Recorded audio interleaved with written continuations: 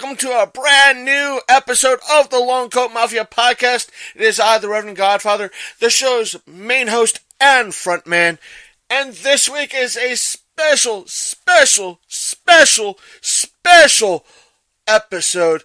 Even though they all are special episodes, this week we have a returning guest, and that person is, thanks to the power and speciality that is Skype, Nick Hunt. That's right, filmmaker Nick Hunt comes back to the show, but he's not here to talk about Safe Place, his new movie, or his documentary that he plans on doing. And if I said the wrong name of the movie, Nick, I do apologize.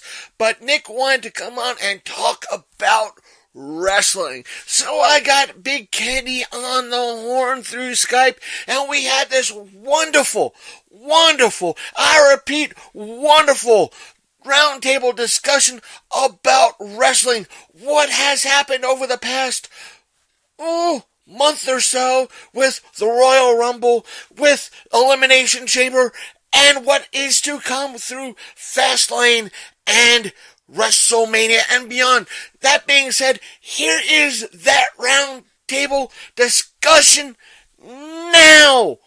Hit it. All right, I'll go ahead and do it. Well, the main reason that we have called this little round table here today, by the way, my name is Nick Hunt. For those of you who don't know who I am, I'm a producer, director that's based out of Central Florida. That has a couple different projects coming up this year, including my feature film Safe Place, as well as a documentary for the 25th anniversary of Jason Goes to Hell. But I'm not here today to be talking about movies. Instead, I'm talking about another kind of entertainment, sports entertainment, or like I would like to refer to it as actual wrestling. Yeah. Now, we seem to be 4 weeks away from WrestleMania, but there really only seems to be 2 concrete matches that are really confirmed for the card. The rest is very, very much up in the air, mostly because of various behind-the-scenes scandals. And, so WrestleMania is very much in question here. And so, I figured we would talk about the various possibilities of what can happen for WrestleMania, what we might be seeing in the weeks leading up to it, and, of course, the worst-case scenarios here of what we're going to be seeing on that fateful day right before my birthday, the day before my birthday, in fact. I know Elimination Chamber was not all that. It wasn't. No. I understand what they're trying to do with the women's division or the women's part of the WWF, but it seemed more groundbreaking last month with the women's Royal Rumble than it was with this for some reason. Oh yeah, it's hard to top.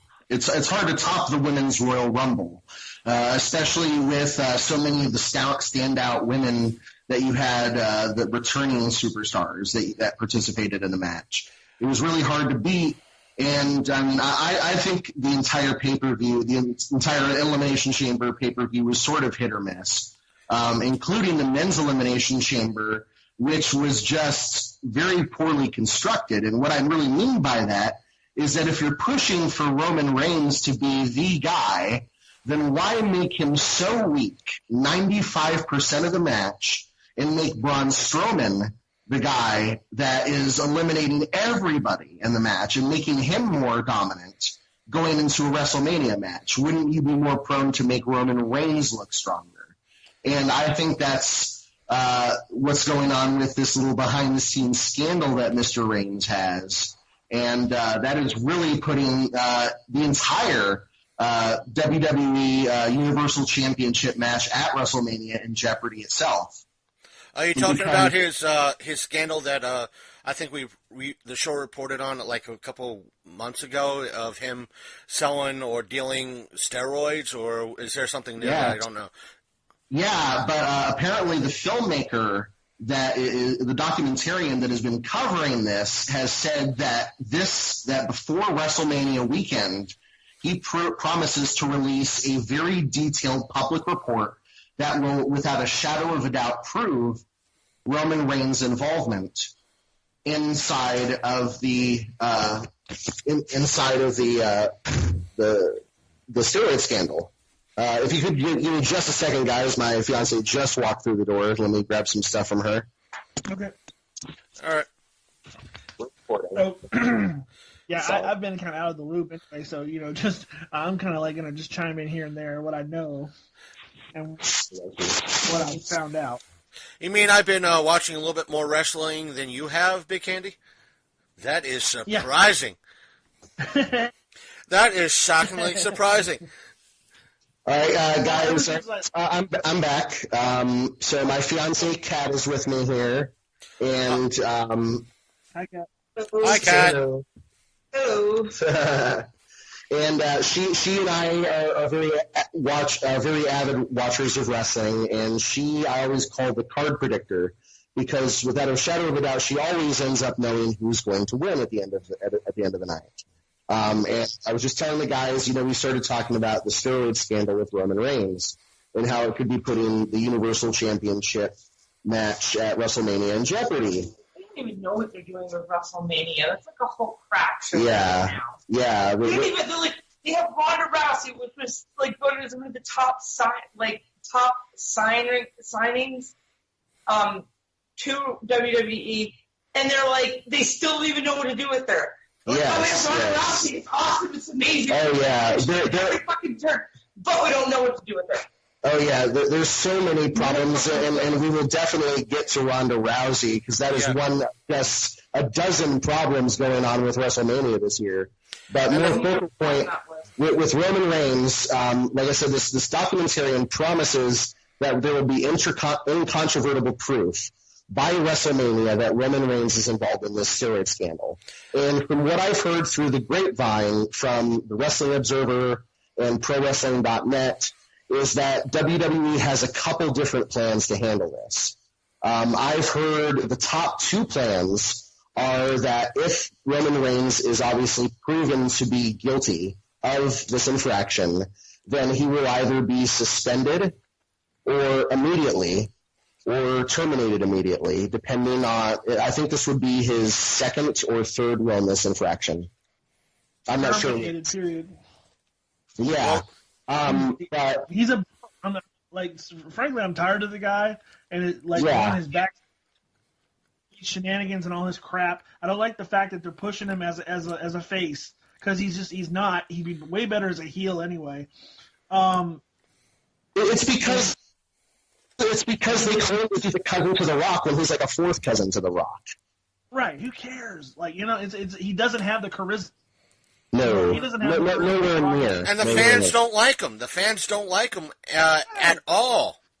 No, and you can't push that, and that's why they have the backup plans in place, which is either they would bump the Universal Championship match because their plan, apparently, the plan originally was to end the show with the Universal Championship.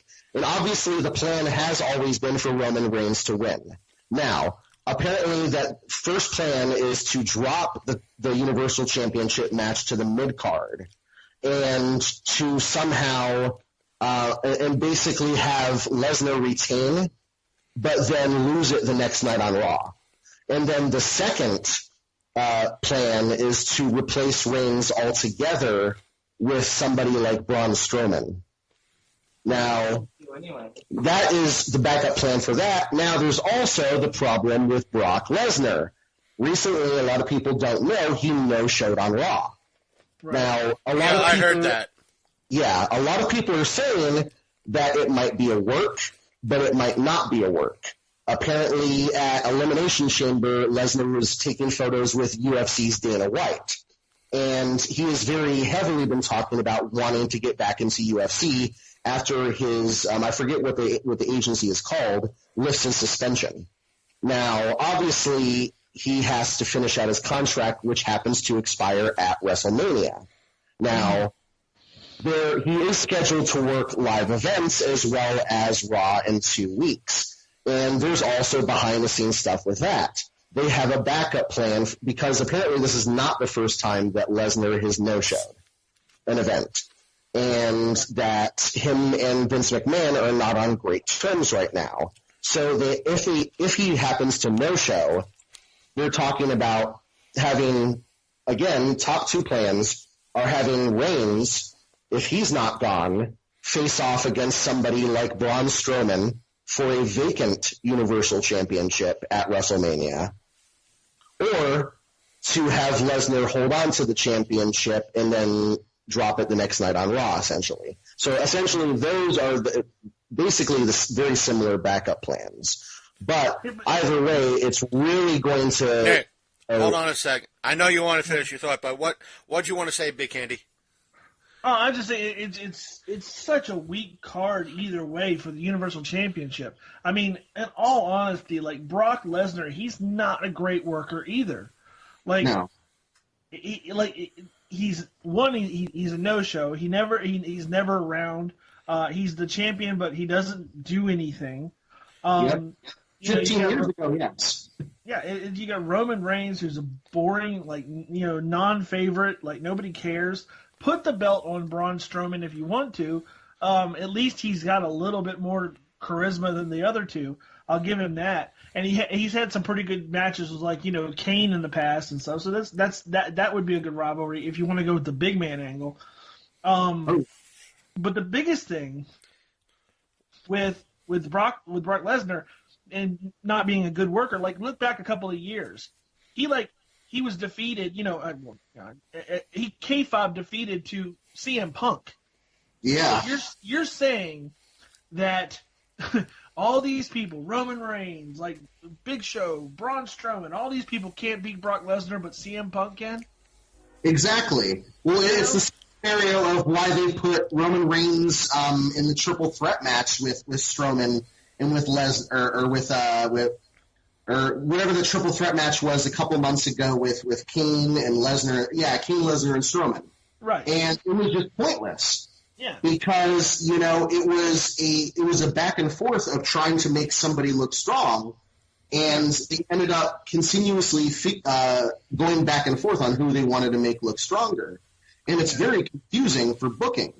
And then I completely agree with you with Lesnar. 15 years ago, he was a great worker.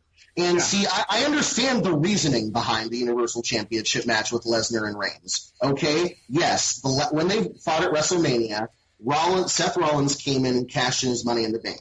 Yes, they never got to finish their one-on-one match. Okay? If they had been smart, that is how they would have built this thing. Right. Almost like an unfinished business sort of thing. Right. And they would have given more build for it. They would have made...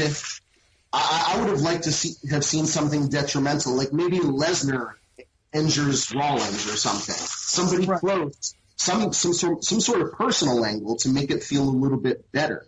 Right. But instead, they kept it so bland, and so nobody wants to see that crap. Right. And that's the thing about wrestling nowadays. They don't know how to build matches up. They don't know how to go into these things properly. You have to have a hero and you have to have a villain. And you have to have somebody with a desperation to win and somebody who's got a desperation to take over. You have to have, you have to have this. There has to be a story. That's what makes wrestling is the story. And if you don't, then if you have to have two faces, then it has to be a dream match. Something like Shinsuke and AJ Styles, which is the only really sellable match on that card.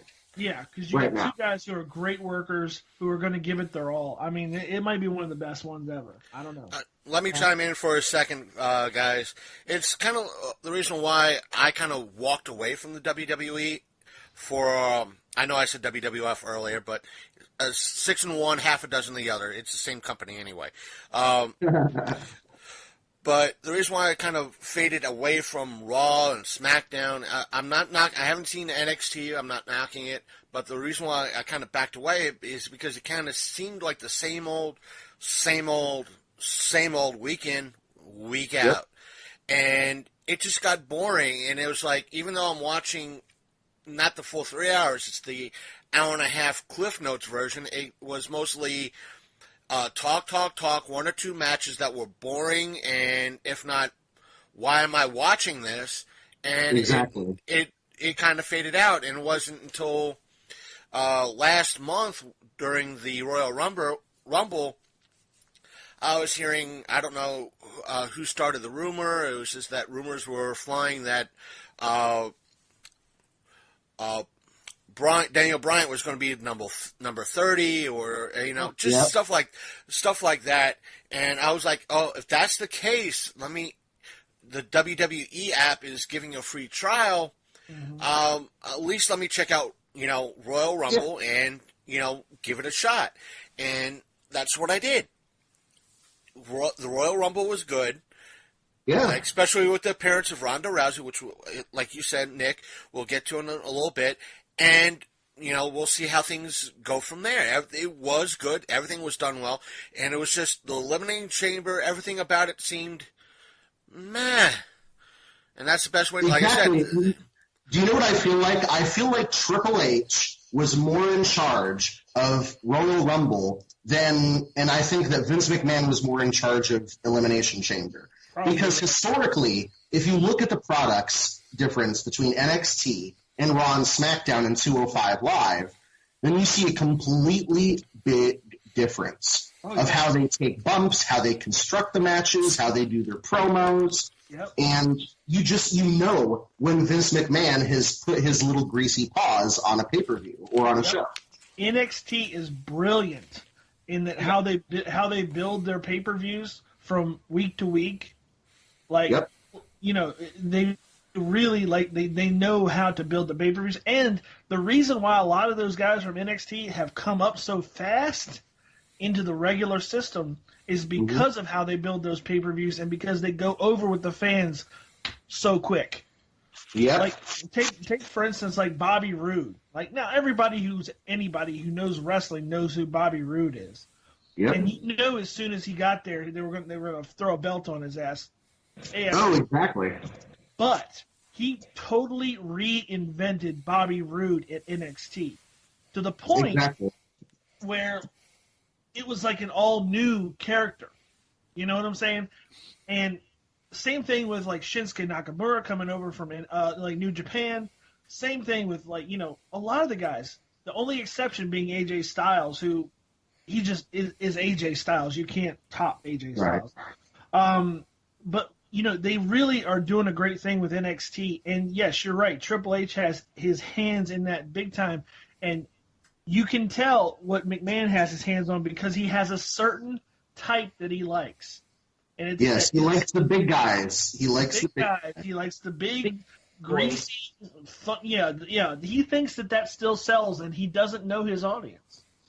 Exactly, and believe me. I was worried about Braun Strowman until about 2 weeks ago, where he did a spot with Elias, and it was so fucking funny. When he got on that bass and he started singing, it was like seeing his character evolve right in front of my eyes to something that I had never seen him do.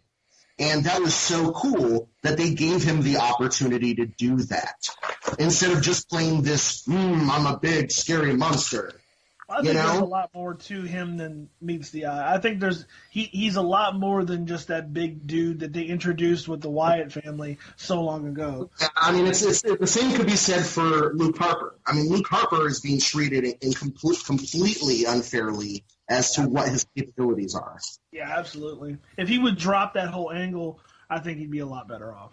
Yeah, exactly. Bludgeon Brothers need to go. But speaking of Bobby Roode, who do we see him facing on the WrestleMania card? I see him retaining the United States Championship over Randy Orton at Fastlane. Yeah. And I see him, this is my prediction. I predict, and then we'll go around, I predict that at WrestleMania, Bobby Roode will still have the United States Championship. And instead of doing the normal multi-man ladder match that they do for the Intercontinental Championship, I think that they will go in the direction of doing a multi-man United States Championship ladder match instead. That would be interesting. Yeah, and I can picture names like Dolph Ziggler, maybe Sami Zayn, people like Randy Orton, and all of them will put on a good, entertaining, brutal ladder match, and I think it would be smart. I totally agree with you. 100%. 100%. All right. What about you?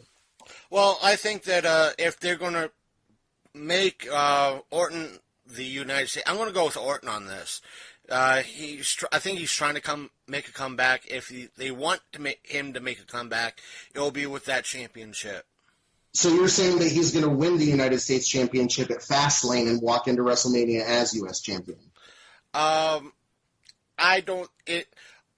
much as would like that, I'd rather them hype it up. See, WrestleMania to me has always been that pinnacle event, that Super Bowl of wrestling, and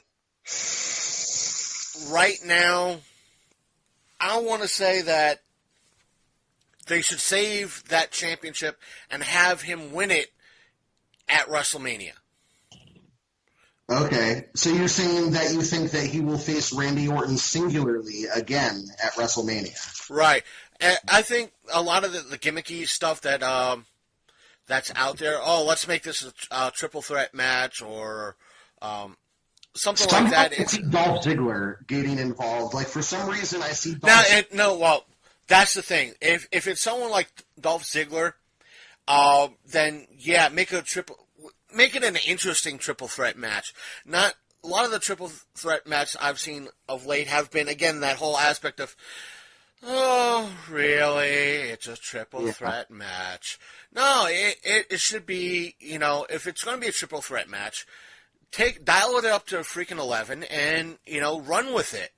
Give the fans something to chew on, especially the next day, especially nowadays with a lot of outlets such as this one that might be reporting that night or recording that night, like extremely late or something like that, saying, "Oh my God, have you guys seen what happened in WrestleMania? Oh, you even." It has to be that meat to munch on, and all of a sudden you get episodes like, "Oh, really? It's just a Tuesday." That sort of build-up, or it comes across more or less instead of a mortar fireworks display, it's more of a bottle rocket. You're going, ooh, really? Bottle rocket. There should be more to it. Exactly. Maybe there should be, maybe add maybe a steel cage angle or something. Or Hell in a Cell. See, there's not enough of a rivalry yet to warrant. A Hell in a Cell really warrants a rivalry. If there was going to be any Hell in a Cell that I saw happen at WrestleMania, which obviously it's probably not going to happen, it would have to be a wild card, which is Daniel Bryan versus Shane McMahon. Yeah, there you go. Yeah. He's got one more in him. According to Santino Marella, I was listening to him on a podcast just last week. He was commenting on the backstage stuff that he's heard about Daniel Bryan, and that is that doctors basically in New York have cleared him. They said it's okay, but if he takes another bad one, he's going to be paralyzed. So not just that, but apparently there's one WWE doctor, because apparently all the outside doctors are saying he's clear, but WWE's doctors are not fully saying that he's clear. Right. Which, unfortunately, it's going to come down to WWE, and they're not going to let him go. Because you know how Shane McMahon works his matches. Yeah. And that's what I was about to say. Shane, as much as the fans would love to see Daniel Bryan wrestle again for at least one more match, just a basic match. Yeah. Vince McMahon, you're right, Nick, won't let it. He'll tell the doctors, no, do not clear him. Do not. He's whether or not he's better off as a kind of a background character or not. He won't allow it for whatever reason. Now, maybe do I see something happening similar to maybe the Battle of the Billionaires or a tag team match where you have Daniel Bryan and somebody else against Shane McMahon and somebody else, and maybe Daniel Bryan can do the knee or something, and that's it. Right. You know, maybe that could happen, or they each have a representative to fight out for some sort of, loser leaves SmackDown or something. Right. You know, I can see something like that. Nick. Hold on. I have the old school visuals right now. I'm talking the 1980s old school where you had two managers just go at it outside the ring while the wrestlers went at it inside the ring. That would be old school awesome. Exactly. And it might actually hear the chant, "This is awesome," from the crowd. If it's done right. Yes. Now, go ahead. I was going to say, me personally, I'd like to see Daniel Bryan go out against his old rival and always rival, The Miz. That would be a good match to me for both of them. But I don't see that happening. Exactly, because the only way for that to happen would be for some sort of angle that Miz was traded to SmackDown, and there is not enough time to do that. Yeah. With only 4 weeks of build-up. Now, speaking of people that are not safe to compete, now, I don't know what Vince McMahon was doing in letting John Cena mention The Undertaker in any sort of promo by name. What the hell? I saw this. Okay, yeah. I didn't check it. I saw your... Yeah. Hold on. Just hold on first. Nick, I saw your post about it. I want to... because I missed a good chunk of... I would say good chunk. I just saw a little bit of the Ronda Rousey bit online, but I saw your post on Facebook in regards to... The Undertaker, and I wanted some clarification, some context about what's going on with that before we, because I tend to miss a lot of Raw, and I try to fill in a lot of, when doing this type of thing, I tend to skip over a lot of stuff that I should be trying to follow. So, Right. I have no problem giving some backstory. Okay, so... basically, very prior to Elimination Chamber, John Cena stated, as a work, obviously, that it would be his last chance to have a match at WrestleMania. And, of course, effectively, he did not win the Elimination Chamber because behind the scenes, according to sources like the Wrestling Observer, for months, it has been pretty much set in stone that Cena was going to face The Undertaker in a quote-unquote dream match. Now, Vince McMahon, unfortunately, let John Cena cut a promo mentioning The Undertaker without Undertaker being completely cleared to work. And apparently, according to, I think it was ABC Sports, The Undertaker has not been medically cleared to wrestle for WrestleMania. Now, apparently at a fundraiser for Glenn Jacobs, a.k.a. Kane, in his mayoral run, The Undertaker was there. And apparently, close to sources, he doesn't generally step out unless he's planning on being in public. Now, here's my thing. Is it, okay, we saw by the reaction, or a couple of us, maybe, saw the reaction on Raw. Obviously, people liked the idea initially of hearing The Undertaker and John Cena. Now 10 years ago, would it have been a great WrestleMania match? Yes. 10 years later, no. Because The Undertaker is battered and broken, and this is firmly what I believe. It'll be a 20-minute match tops, where the first half of the match will be them staring down each other, The Undertaker slitting his throat with his thumb, and them continuously pointing to the WrestleMania sign, maybe John Cena doing a "You Can't See Me," and then you're going to have old school, some punches, you're going to have some back and forth, you're going to have the spin-out powerbomb from John, the five-knuckle shuffle, a choke slam, a last ride, a tombstone, and then an attitude adjustment. Yeah. And that's really what it's going to be if that match were to happen. And there's nobody gains anything. No. Right.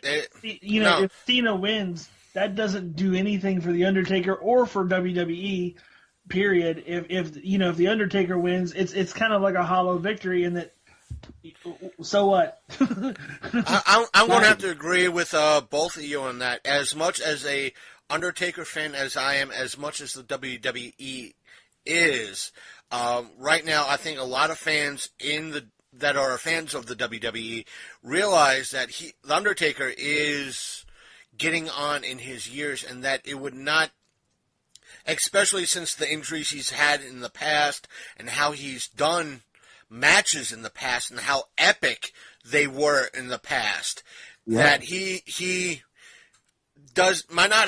might try, but he doesn't have the I don't want to say physical ability.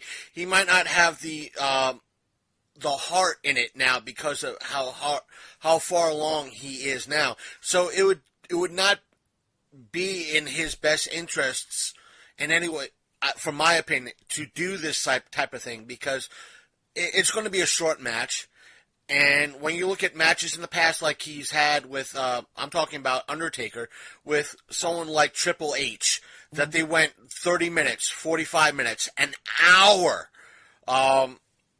just back and forth, these epic matches that were just plain like, oh my God, I can't believe this. It was a train wreck you couldn't look away from.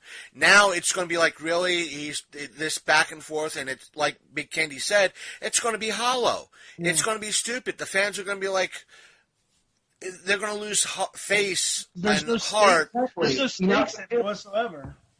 And they're going to lose their fan base for Undertaker.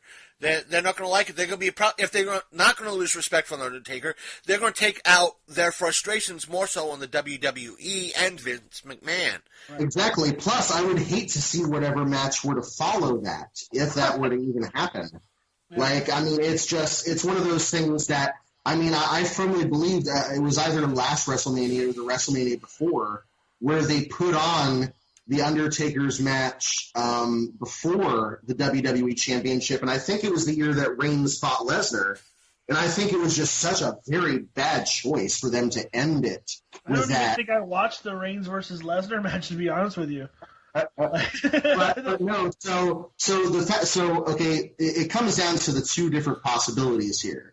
Either we're going to get Undertaker versus John Cena, and all this stuff is just a work, or we're going to get John Cena versus somebody else. And as I constantly am mentioning them by name, the Wrestling Observer, with behind-the-scenes intel, has said that the current replacement, who is going to be at WWE headquarters in Stamford as early as this week to finalize a deal to face John Cena, is none other than Rey Mysterio. He has been rumored ever since the Royal Rumble and the reception that he got for his return, not to mention how he worked and his physique at being just over 50 years old. That the guy is in incredible shape, and I wouldn't necessarily mind a John Cena versus Rey Mysterio match, but it would have to be a surprise. I think keep it until WrestleMania night.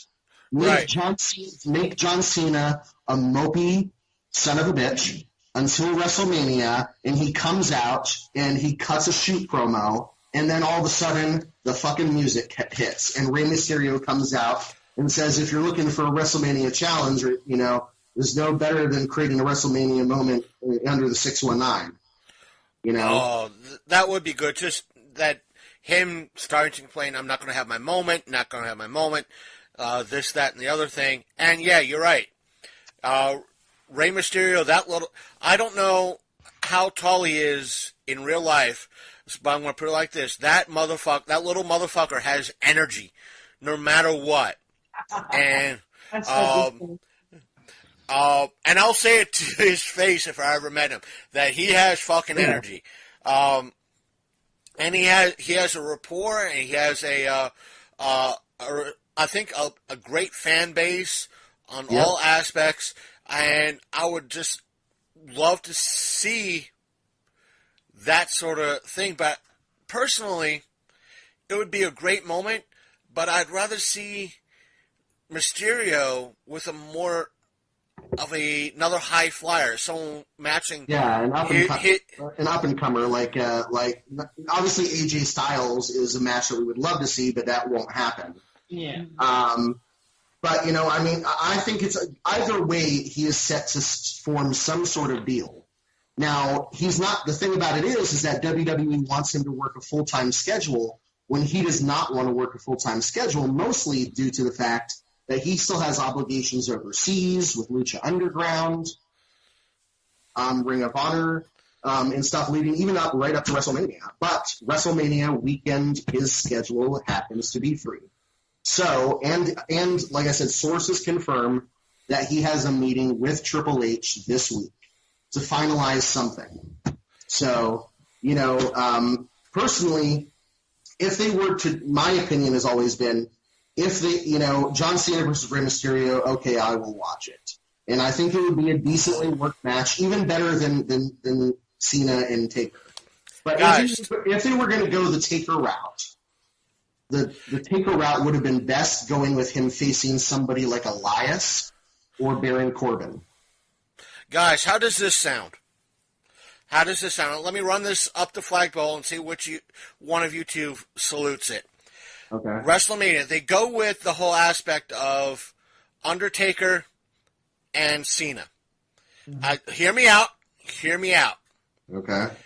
They go to WrestleMania and out of respect, because as soon as the Undertaker comes out, it's not the whole dimming of lights, the whole 9 yards.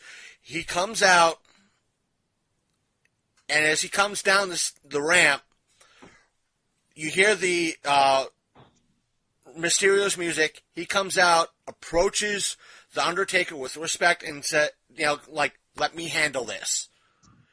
And he takes, and just like a passing of a torch, go for it. Mm-hmm.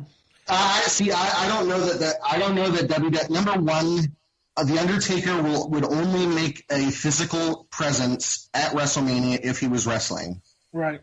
It's a thing I know him to be. He's never made. You have to remember, if he does not work WrestleMania, this will be his first WrestleMania in 18 years. He has not worked, and so he's not going to go simply to hand it off to Rey Mysterio. No. That's just not the Undertaker. One of the things that the Undertaker, unfortunately, he is a great guy, and I know that he is a great guy in real life, but he does have an ego. I mean, if anybody remembers the rumors of Wrestler's Court, he was the judge in Wrestler's Court. He has his moments, and I just don't see. It's a good idea. I just don't see him handing off the spotlight to Rey Mysterio if he comes to WrestleMania. Personally, dead in the weight. I don't see Undertaker working WrestleMania. I don't. I see Cena facing probably Mysterio, or it's going to end up probably a worst case scenario backup. It's going to be him versus like Dolph Ziggler or another heel on SmackDown. You know what I'd like to see? Like you did mention one that I would like to actually see, because I could see the build up for it. I could see would be versus Baron Corbin and the Undertaker. Yeah. That would be an absolute fantastic match. He's a good worker, and he could build up that whole angle of like, I'm going to finally put you in the ground, old man, and Oh yeah, and see, Vince McMahon is so high up on Baron Corbin and Elias. Yeah. Then why not pull the trigger with a legend like that? Exactly. Okay? That would make sense, wouldn't it? It would be a way to get them over. Yeah. Oh. With Cena, I'd like to see him come out.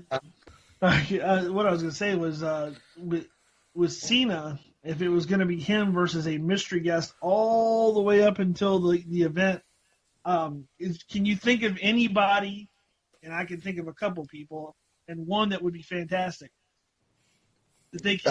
Dream match would be Kenny Omega versus John Cena. You said it right there. That's what I was thinking. Surprise, that would get a pop. That would get a pop. Oh my god, I would love that one. Or even the return of Jericho. I love. Sweet. Jericho could possibly do it, but I don't think he's free. I think he's doing a Ring of Honor event. Yeah. Because he's been working for them a little bit, and so I mean it's. Well, that's what I said. Yeah, let's. Sorry, go ahead. I was thinking somebody that would challenge Cena, that would kind of like really steal that spotlight. Somebody that could actually like put it over. You know what I'm saying? Oh yeah. Make it exciting. That's what WrestleMania is all about. It's going to go into that next level. That like it's like when they brought back the Hardys. Yeah. Yeah, that's what I was about to say. It's like, well, because you two were talking about this, that how many? Well, one, as far as I know, that was the Hardys. When was it? Last year or something like that? Yeah. Where they were saying they were on Twitter and everything else and Facebook saying, "Oh, we're just having a party here. We're going to watch WrestleMania, this, that, and other thing." And all of a sudden, oh, this is going to be a triple threat match featuring the Hardys. And the crowd went fucking nuts. Yes. And so that, to me, that was handled, even though it's a previous WrestleMania, that's how you make excitement. Exactly. And promote excitement. And because even I think me and Big Kenny in a couple episodes, like, they'll not be in WrestleMania. All this hype and all this, and they're not talking about it with Ring of Honor and this, that, and the other thing. And all of a sudden, boom, they show up. And it was that holy shit moment. Exactly. And, definitely a holy shit moment. That's probably one of the biggest holy shit moments. Okay. Now, so that should bring us. That's a good spot to bring up the tag team championships in general for Raw and for SmackDown, and where we see them going. Now, currently on Raw, of course, you have the Bar that is the holder of the Raw championships, and then you have the Usos that are the holders of the tag team championships on SmackDown, and of course they are set to defend against the New Day at Fastlane. Now, hold on. Go ahead. Hold on a second. When's Fastlane again? Fastlane is, I think, 2 weeks. 2 weeks. Now, because I was thinking of something different. It was like, because me and Big Candy were talking, when was it? Last week or the week before, of why a New Day was going to be at AwesomeCon or something like that. And when you mentioned the Fastlane, I was like, maybe that's why they're appearing at, this convention. It's because of Fastlane. Maybe because of that, they will be winning at Fastlane, and they want to hype up their tag team belt. True. Well, all I know is, as far as the SmackDown side of things, all I know is this. I guarantee that we will see the Bludgeon Brothers in a tag team championship match at WrestleMania. Because they are pushing them so hard without pulling the trigger. So I'm figuring that I'm picturing the New Day to walk out of Fastlane, the tag team champions, and then to walk into WrestleMania and face the Bludgeon Brothers. And the Bludgeon Brothers is Eric Rowan and Luke Harper. Oh. I was thinking of somebody different. Shows you how much I know about wrestling right now. Are you talking about the Ascension? No, I was thinking more or less Sheamus and what's his name? Oh, the Bar. Right. Yeah. The Bar, yeah. And then as far as the Raw side of things, there's two possibilities that I see it going. Now, there's talk about having another Bray Wyatt versus Matt Hardy match at WrestleMania. Oh, come on. The one that was in Elimination Chamber was so... The best way to describe it was raw-ish. Oh, yeah. It seemed like it was a match made for for Monday Night Raw or SmackDown. They're not letting Matt Hardy be the creative force that he was in TNA. So now you're getting crap. Exactly, because Vince McMahon and his writers are in control of the Woken angle. Yeah, and it's not Matt Hardy. They didn't understand the magic of it. Exactly, but see, unfortunately, and this is the worst part, the rumor is that they're talking about having some sort of House of Horrors-like gimmick match at WrestleMania. Oh, no. Oh, Again. please. Remember the one with him and Orton and how terrible that was? Yes, and that is and hopefully they get out of that. Because I didn't see it, and it just sounds horrible. Now, see, what they should do is have Bray Wyatt. Now, this is the direction, and it's a two-sided prediction. I think this is what they should do with the Bray Wyatt and Matt Hardy situation. One of two things. They need to have Bray Wyatt take out Matt Hardy. Like, completely take him out. And maybe at WrestleMania, maybe before WrestleMania. And then it sets up for returning Jeff Hardy to face Bray Wyatt at WrestleMania. Yeah. As either Brother Nero or Brother whoever, because, they'll have some sort of, or Jeff Hardy. Or the other talk, because Jeff Hardy is thought about and they think that he may be healed up by WrestleMania weekend. The other possibility is having him and Matt face off against the Bar. This is according, again, to the Wrestling Observer newsletter. That is a grave possibility of having them face off against the Bar for the tag team championships. Which, it would be a good match. It's not necessarily a match that we haven't seen, 10 times over the past year. Yeah. But they would work a good match. Hopefully they could work into some sort of maybe TLC or ladder angle. CBS Sports is talking up Gallows and Anderson for that one. Yeah. For Raw Tag Team Champion. Yeah. They're trying to say. It's so weird because of the fact that we're 4 weeks away and that not any more is confirmed. The other possibility is them doing a multi-team. Yeah.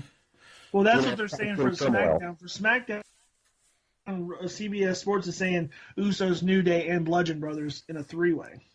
Yeah, that could be a definite possibility. Yeah, that would be a good, and they need to have more multi-team tag team matches, I believe. I don't want to see as many of the multi-man singles matches as I've been seeing lately. Yeah. Early run, and I will say this, the Gauntlet match, even though it took up 2 hours of Raw, was probably one of the best matches I've seen them work on a Raw in a long time. Guys, from what my source says, I want to say, it's from the mirror.co.uk. It's saying Sheamus and Cesaro versus Woken Matt Hardy and Brother Nero for WrestleMania. Exactly. So it's very much up in the air right now as to where the tag team championships are going to go. So I guess going right down the line, that would bring us to the Intercontinental Championship that is currently held by The Miz.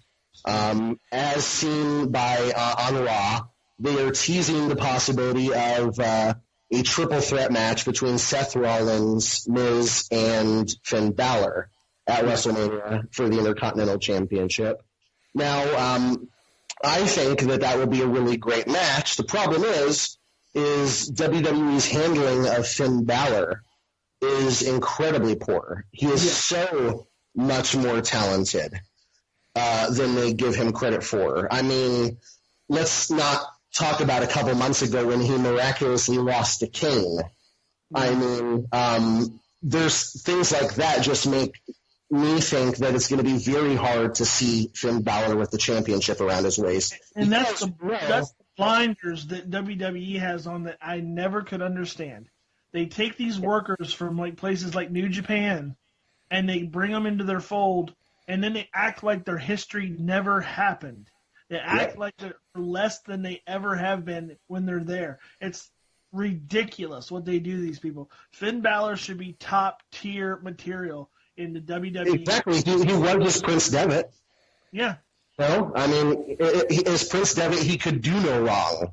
You know, they also need to they also need to stop. Okay, he's already in a horror situation by putting him in a stable.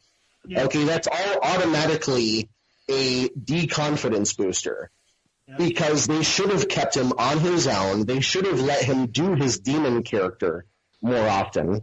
Oh, yeah. And stop mishandling him, because if they're not, they're going to lose him. I guarantee. Oh yeah. When he was in NXT, that was how he should have been handled. When he was in NXT, he was the top dog, he was the top draw, and he did what he wanted as a character and as and as a talent.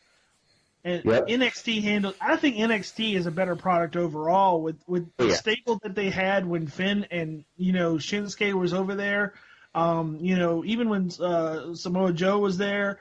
When all those guys were first debuting, it was really solid. It was a good solid show. When they moved all those guys up to the main roster, it's like they took some of the best of that talent and just flushed it down the toilet. Night and day, man. It's completely night and day. Yeah. Now, guys, same site that I mentioned earlier is saying for the Intercontinental Championship, it's going to be a fatal five-way between The Miz versus Braun Strowman versus Seth Rollins versus Finn Balor versus Elias. And see, okay, I can see maybe that being partially true and it being a fatal four-way. But, okay, the future is so, right now, like, they have Braun Strowman on chains. And what I mean by that is that, okay, when you have the uncertainty of your main event at WrestleMania and the uncertainty about whether or not both of the men are going to be able to work it that are involved in it, it creates a lot of problems, and Braun Strowman is their go-to guy right now. They don't know what they want to do with that man. Right. But he is going to have, either way, some huge impact on WrestleMania, and I feel like it's not going to just be the Intercontinental Championship. It's going to be something a lot bigger. Hopefully. Yeah. Hopefully. To me, it seems like he's one of their biggest products right now. And to sideline him for the biggest show of the year, because right now CBS Sports is saying him versus Elias, and there's no real stakes in that match except for No, exactly. So originally he was supposed to face Miz, and that was the original plan until last week's Raw, and then miraculously they changed their minds and that's why they are thinking that he is weighing heavily on the Universal Championship picture. And what's going to happen with Lesnar and with Reigns over the next 2 weeks or so. Because anything could happen. I mean, we could see a completely different landscape in just a couple weeks' time, depending on all this bad behind-the-scenes crap. Right. It's happened before. It's happened before. So. And the rumor, because we were talking about, again, folks, everything we were talking about, for the most part in reference to WrestleMania is rumor and speculation. The site that I have up and looking at is talking about a 6-man ladder match for the United States Championship between Bobby Roode, Randy Orton, Jinder Mahal, I probably butchered his name, Dolph Ziggler, Baron Corbin versus Rusev. Yeah, I knew. See, and that's another person I was going to say.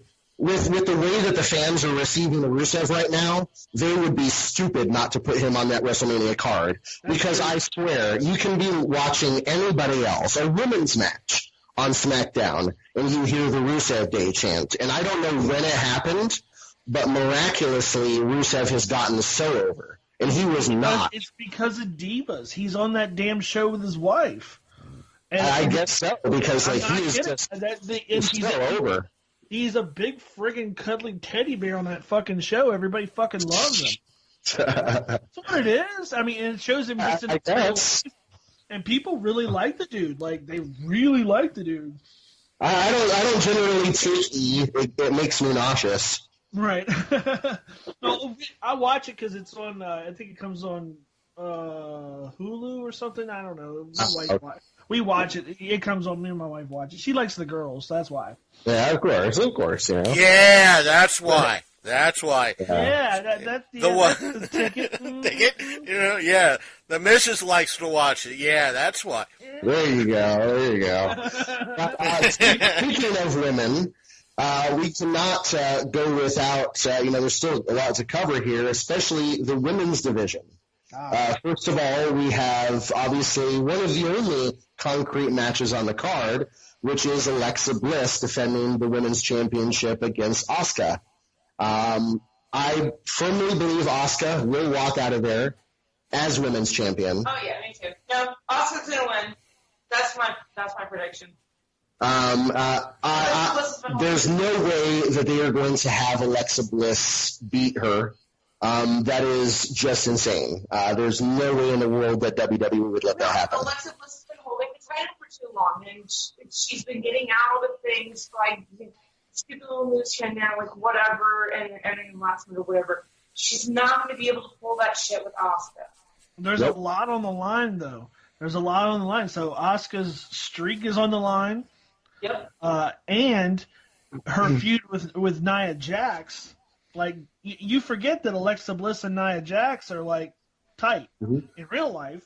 And supposedly, go ahead. But, it could be one of those things where, like, Nia Jax makes an appearance, interferes with the match, puts Alexa over, or interferes, accidentally screws up, Asuka gets the title, then it sets up something with Alexa Bliss and Nia Jax. Exactly. Yeah. And see, that may very well happen, but for Nia Jax to get into the actual championship match was far. Like, I really thought that they were going to input her in the match when they gave her that opportunity. Hey, if you beat her, then you'll get in a championship match at WrestleMania. I really thought that they were going to have her beat Asuka. And then it almost be because, see, I think that almost would have been better because then the outcome for the women's championship match would have been a little bit more uncertain. But obviously last year they had the triple threat women's championship match, so they probably just want something a little bit different. Which I have no doubt it'll be a great match. Alexa Bliss, even though some people don't think that she can work a match, I think she's perfectly fine working a match. She needs a little bit more time, but she can work. Yeah. But I feel like that'll be really good. On the SmackDown side, I see Charlotte defending probably against Ruby Riott again at WrestleMania. Really? I feel like Charlotte, when she faces Ruby Riott at Fastlane, I feel like that match will be either a double disqualification or something. You don't think that they would have her versus like a Becky Lynch? I don't see it. I see them going straight face villain. I see Ruby Riott either. Actually, a really long shot, which is what a rumor that I heard, is that Ruby Riott will in fact take the women's championship from Charlotte at Fastlane, and then she will have the rematch at WrestleMania. Right. Now that is where I heard. I think that was from NBC Sports, and that could work. Because then you would obviously have Charlotte have the victory of winning it back at WrestleMania. Right.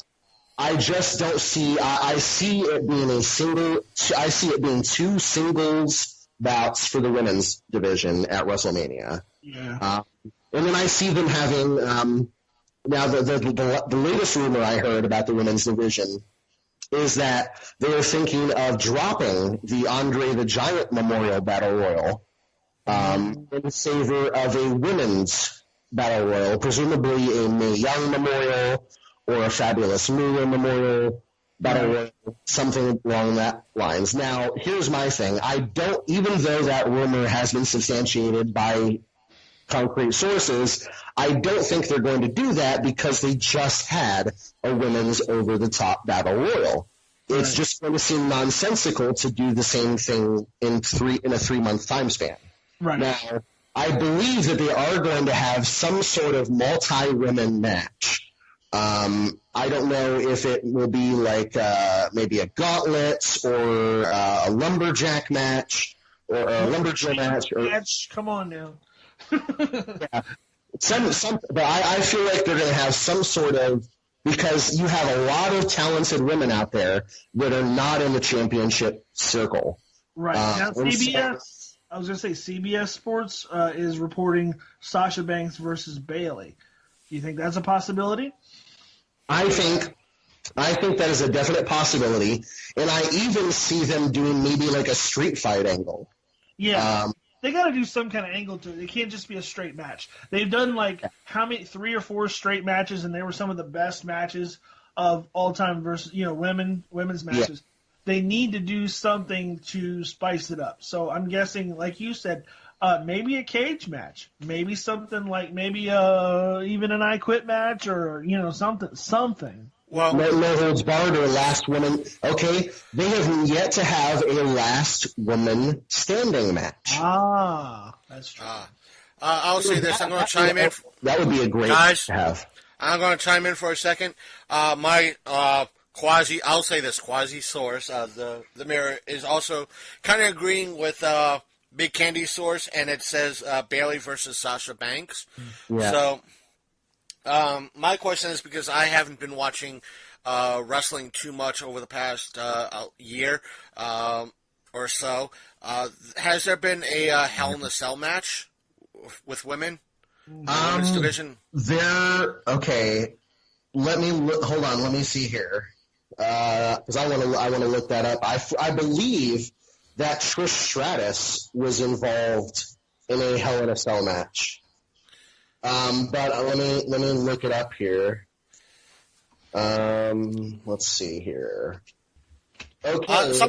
Something tells me there has been, but there's that part of me that says that there wasn't. So the first ever women's Hell in a Cell match was Sasha Banks and Charlotte at Hell in a Cell 2016. Yeah. Okay. I can't argue with that. So. All right. Because if there wasn't one, I was going to say Hell in a Cell match. Fine. Bring it. Bull rope match. Let's do. It says bull rope match. Let's get old school here. Yeah, I mean, there's, but yeah, either way, I think we're going to probably see Sasha versus Bayley, and then of course on the SmackDown side, they'll probably even it out and have another grudge match, like another one-on-one non-singles bout, maybe, or non-title bouts. I mean, are they doing anything with Naomi? See, I'm not as up with where the women's division is in SmackDown. I know that the big picture is basically the Riot Squad and then Naomi, Charlotte, and Becky Lynch. And that's basic feud right now. Besides that, I mean, Carmella is still the women's Money in the Bank holder. She can cash in at WrestleMania if she wants. Oh, yeah. That is another thing that people are starting out, and I think that is a smart decision. They are keeping Carmella in the background. I predict there's a very distinct possibility that she will try and cash in at WrestleMania. Just because they're not talking about her. It's almost like Dolph Ziggler. They sort of, there was a period where they stopped talking about him, and then that's when he sort of reappeared. Right. It's sort of a safe way to do things. But on the Raw side of things, I guess that brings it to Ronda Rousey. Now, there's obviously a couple other matches to consider, but we'll go ahead and cover Ronda Rousey. Or Rowdy Ronda Rousey, I should say. The woman who has that pissed off face that wants to make me dig a hole in concrete with my bare hands. Yeah. Dry concrete. Yeah. That woman has a pissed off face like that tops the Glamazon herself. Oh man, but she is great, and poor thing. Okay, one thing that many people don't know, which I don't know if you guys knew, is that when she made her contract signing at Elimination Chamber, she was incessantly booed in the building. From the moment she walked out until the moment she finished her promo, she was booed out of the building. They had to raise the volumes on everybody's mics to keep out the booing from being so bad. And I was telling my fiance, it's probably just because of the area. But, that's the other thing here is it's very similar to the Brock Lesnar, Roman Reigns, and Intercontinental situation. Right now, this is another situation to where Braun Strowman may be involved. Over the past 2 or 3 weeks, it has been back and forth from whether or not it's going to be Stephanie McMahon and Triple H against Ronda Rousey and the man that can no longer remember his lines, Kurt Angle, or Braun Strowman. I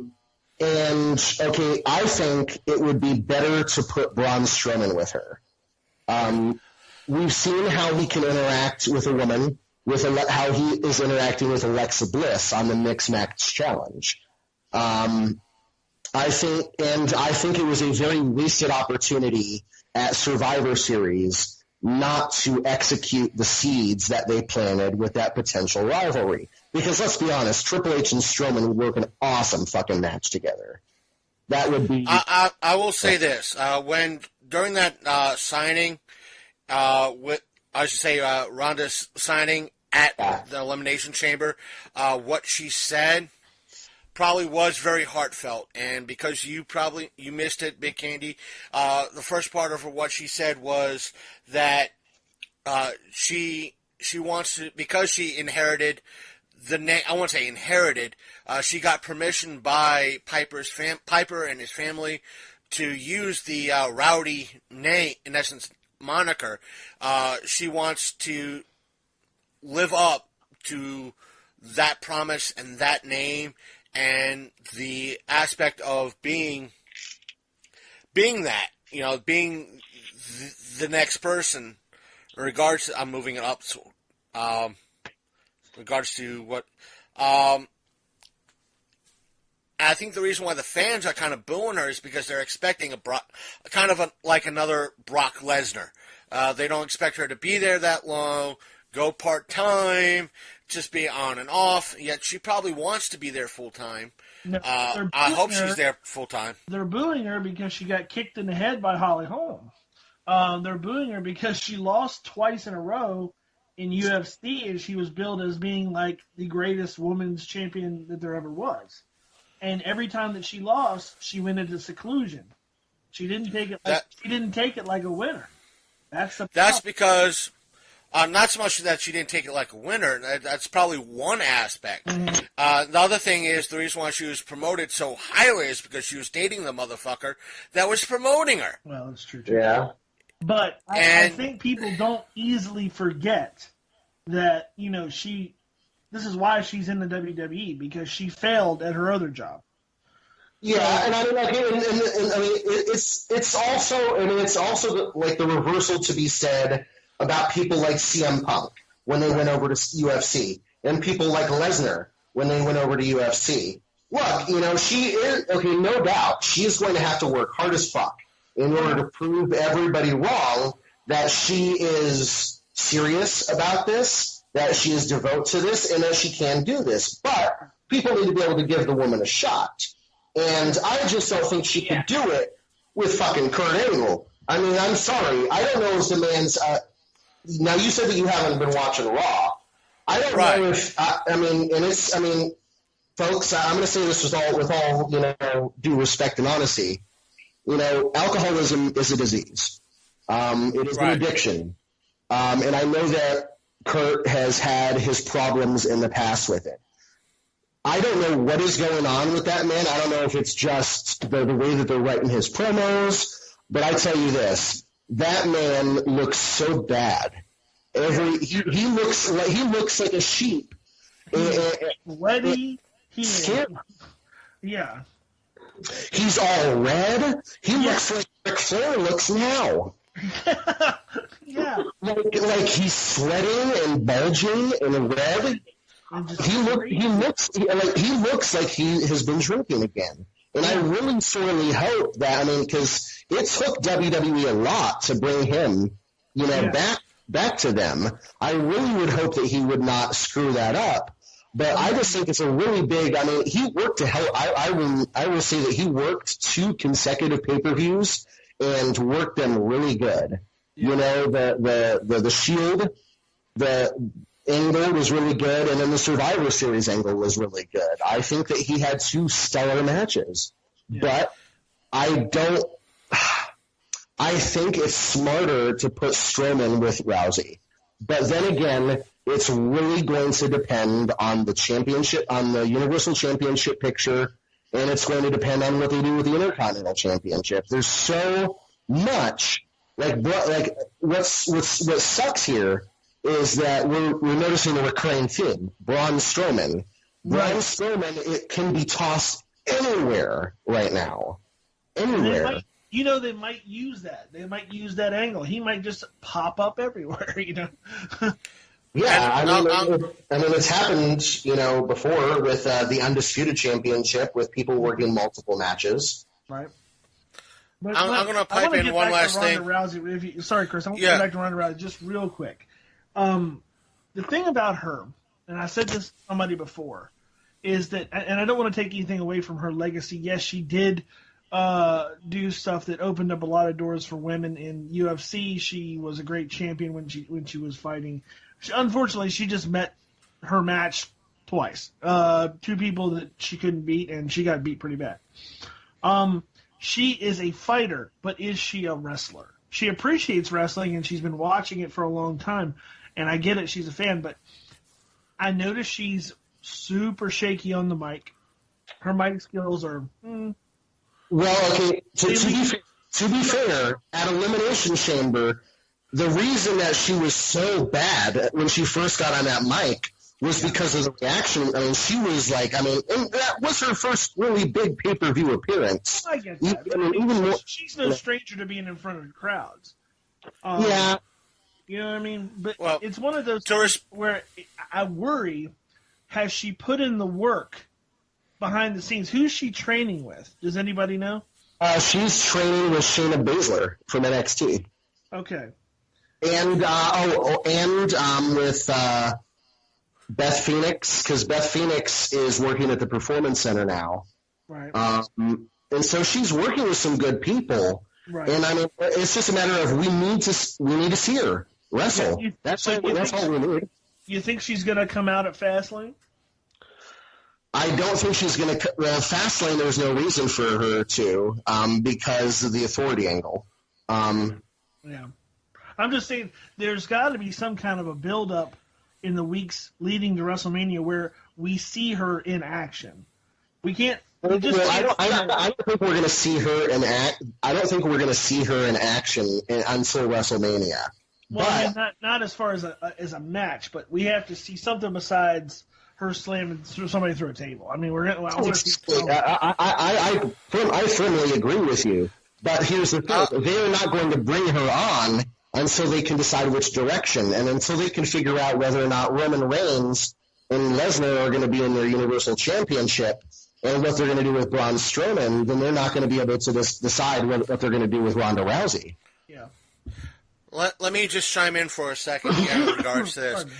Personally, I think there might be a little bit of in reference to her mic skills, I think there might be a little bit of a difference between Smack Talk in a UFC type match / boxing match versus a wrestling match like the WWE. So there might be a slight learning curve in reference to just going to kick your ass and versus what something like Matt Hardy or Roman Reigns might do, for example. Number two, I think you got to figure Ronda Rousey was just signed recently in regards to the WWE. She was rumored to be signing with the WWE at least a year and a half ago, 2 years ago. 2 years at the height, when she made her debut, I guess, with The Rock. Right. And she's been at the Performance Center for the better part of 4 months. Okay. On and on. And the thing is, the winner in this scenario is the WWE, because if they signed her in essence, at the height she was at before her first loss, they would have spent way too much money on her. And now they got her for a deal. Probably a fucking song. Because she's not as hot as she was way back then. That's a good point. So, better now when she's looking for something to do than at the height of her career. And it's like, hey, instead of spending $2-3 million on someone, now we could have her for maybe $500,000 or $1 million. Yeah. And we're still winning we got name recognition with her. We just now have to build her up and let her be a mainstay here and make sure she knows what she's doing here in wrestling versus her knowing what to do in the UFC, per se. Oh, yeah. So she doesn't look like a CM Punk in wrestling the way CM Punk looked like in the the UFC. Oh, if you yeah. catch my drift. Mm-hmm. Oh, yeah. So they're probably taking some sort of caution and letting it build up, let the tension build up. And granted, I'm going to agree with you, Matt, or whoever, or Big Ken, whoever's saying she might need 1 or 2 matches to kind of build her up, see how she's learning. Right. Let her lose 1 or 2 matches. Let her do the good old football movie style. Lose 1 or 2 matches and start building up that winning streak. Yeah, but it is not good for her to lose because I feel it would be very bad for them to have her lose at WrestleMania. Big time. I'm not talking about WrestleMania. I'm talking maybe at Raw or SmackDown, something, and just build up that way. Well, it depends on what they want to do with her now. If they have her coming in as this big face and like she's like supposed to be it's Ronda Rousey, the namesake of Roddy Piper. One, she's got to get real good on those mic skills if she's going to live up to that. 2, she's got to look like a dominant force. Like she's gonna have to take on like some top tier women and dominate them. Like actually, go in there and just like maybe in the middle of another women's match and beat the crap out of everybody in the ring, kind of thing. Well, see, here's my thing, and this is where I agree with you. Okay, there is a reason why 3 months ago they were originally talking about that she was going to face Charlotte at WrestleMania, and now she is not. Right. Okay, that is because effectively she is probably not ready. But obviously they have enough confidence to put her in a match. I just think it is the biggest mistake in the world to have her work against Stephanie McMahon, who does not know how to work a proper wrestling match. No. Well, that could be the case. That why not make her look good? Put her with the worst possible person ever, and that's Stephanie McMahon. Yeah, and I mean that's what's going to happen.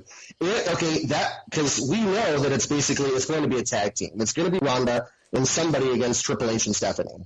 It's going to be Kurt Angle or Braun Strowman. I think it's more likely it's going to be Kurt Angle just because of the current angle, no pun intended. But, that's intend the pun. Intend the pun. Unintended. Okay. But that is what it's unfortunately going to be. I think it's going to be at least until Backlash that we see Ronda in a one-on-one match. And it's just, they're not going to throw her in the championship picture initially. I see her coming off, being built almost like Rey Mysterio was originally built. Something in very similar fashion to that. But with having said that, so far we've we figured out that we believe that we're going to see a multi-man match for the United States Championship at WrestleMania. Yep.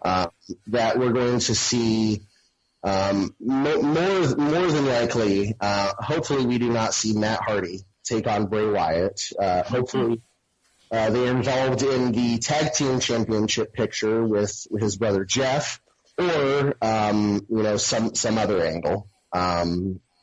We know that Asuka is going to be taking on Alexa Bliss for the WWE Women's Championship. We know that John Cena, Big Match John, is going to be facing somebody to make himself look better. I'm praying for a cardboard cutout of himself. Yeah. Which probably has more moves than him. Yes. No. See, this is where I firmly believe they just need to turn Cena heel.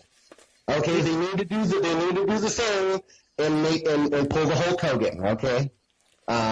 They ought to do it like. See, this is one of those things. If I were booking the matches, yes. It would be like kind of a behind the scenes thing. John would be desperate for a match at WrestleMania. He's ready. They're just not going to do anything. John, you don't have an angle. John, we can't do anything with you. You don't have heat with anybody. There's no reason to have you there. He gets all down. He doesn't know what to do. He finally snaps and breaks some, just breaks some random person's jaw or something. You know what I mean? And you bring him in as a heel. And I tell you, he'd be bigger than he was before. Oh, exactly. Or they could do like the mystery runover scenario, like Rikishi and Steve Austin. They could have somebody run over Shane McMahon, right. And then it's revealed to be John Cena, right? Something like that. See, that would be really great, But unfortunately, John Cena is too good with the children for him to be a heel, which sucks. He can split that personality. I mean, there's lots of guys who do that. We've seen him do it before, but he's too much of a cash cow right now. Well, that's true. And his future is too uncertain because he keeps deciding, do I want to go back to doing movies full time? Do I want to go back to wrestling full time? Do I want to go back to movies? But as far as the rest of the WrestleMania card, some matches that I think are going to be fillers. Some ones, obviously, we're going to see the Cruiserweight Championship finals. Yeah. That are going to happen at WrestleMania. I'm not sure of who all is involved in the tournament, but I know I'm hoping that we don't see the Cruiserweight Championship match on the kickoff show. I'm hoping that with Triple H in control of 205 Live now, that we can finally see the Cruiserweight Championship on the regular card of WrestleMania and actually see it have some respect. Yeah. I think that's the only way to legitimize the title and to bring 205 Live to a little bit of a higher standing. They need to have that Cruiserweight title on the large card. I also feel that even if they have a multi-women's match, they're still going to have the Andre the Giant Memorial Battle Royal. And this is why. HBO, just a week before WrestleMania, is releasing an Andre the Giant documentary. I feel it would be incredibly selfish and stupid of WWE to not capitalize. As they are putting this out under their WWE Films moniker, right. It would be very sad not to capitalize off the documentary. And as soon as 2 weeks ago, it was rumored that the favorite at the time, when they were talking about the Andre the Giant Memorial Battle Royal, was to have none other than Goldberg win it. Wow. Really? And I'm willing to say they're willing to screw it up somehow. Yeah. I feel like they're going to have an Andre the Giant Memorial Battle Royal, but as we've seen from previous winners, it really doesn't mean a whole lot. Baron Corbin, what's his name, Mojo Rawley, neither of them have really gone on to big things. It's not really it's honor, you just get the trophy and that's it. And to me, where the hell is the money? Where the hell is the men's Money in the Bank? Right. Why is there no Money in the Bank briefcase in the men's division right now? Is it? I think it was because Baron Corbin, unsuccessfully cashed it in, if I remember correctly. But right now it's like, we don't have a men's Money in the Bank. And are we going to see a Money in the Bank ladder match, perhaps, at WrestleMania?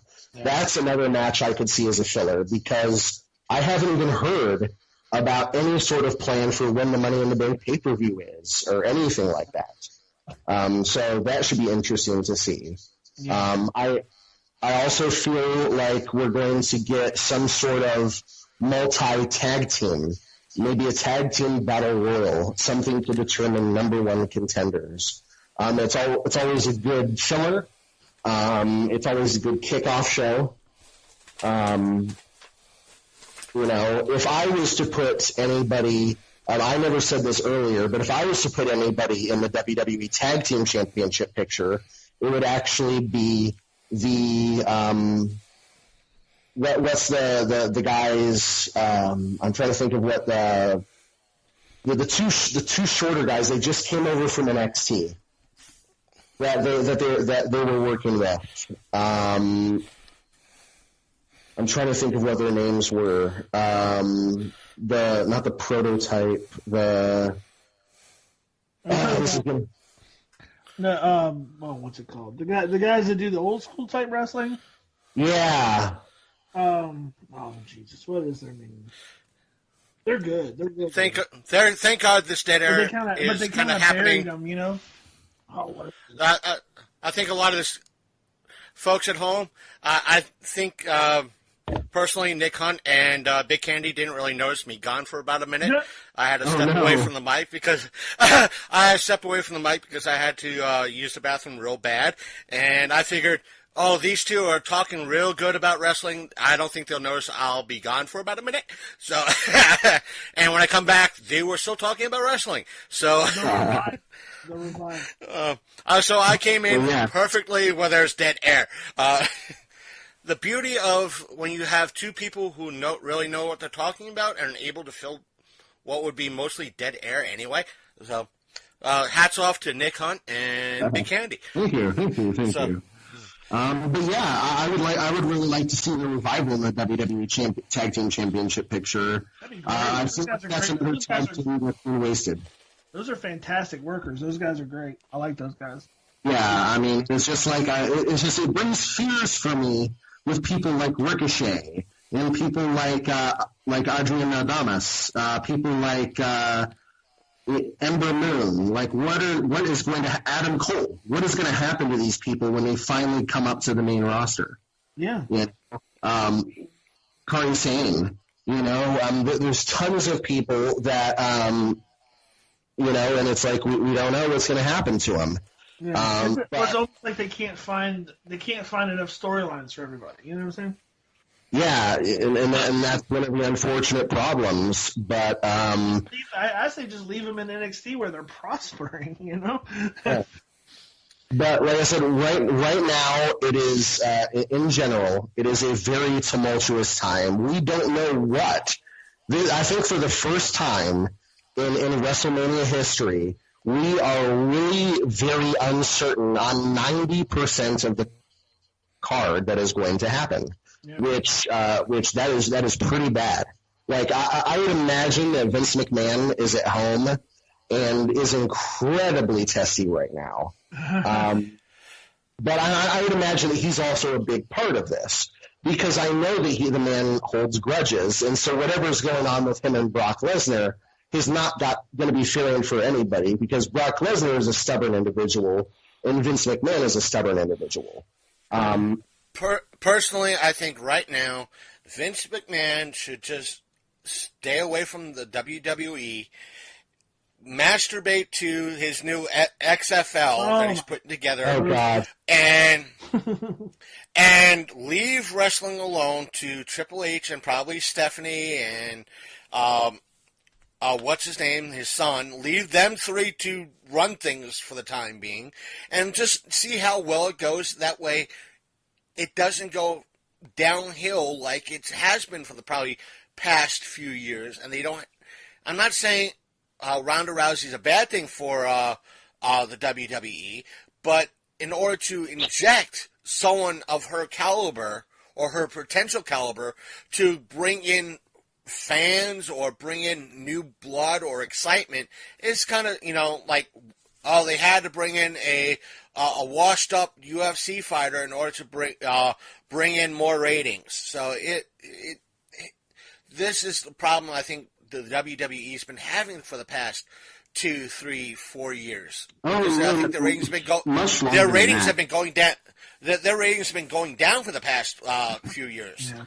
Well, I mean, okay, they've been fluctuating, they've been going up and down, but see, here's the thing, and this is the official blunt statement of the day that everybody is going to hate me for. Recently, it was reported by Fox News and by Variety that Fox and WWE are in current negotiations for Fox to purchase the WWE TV rights.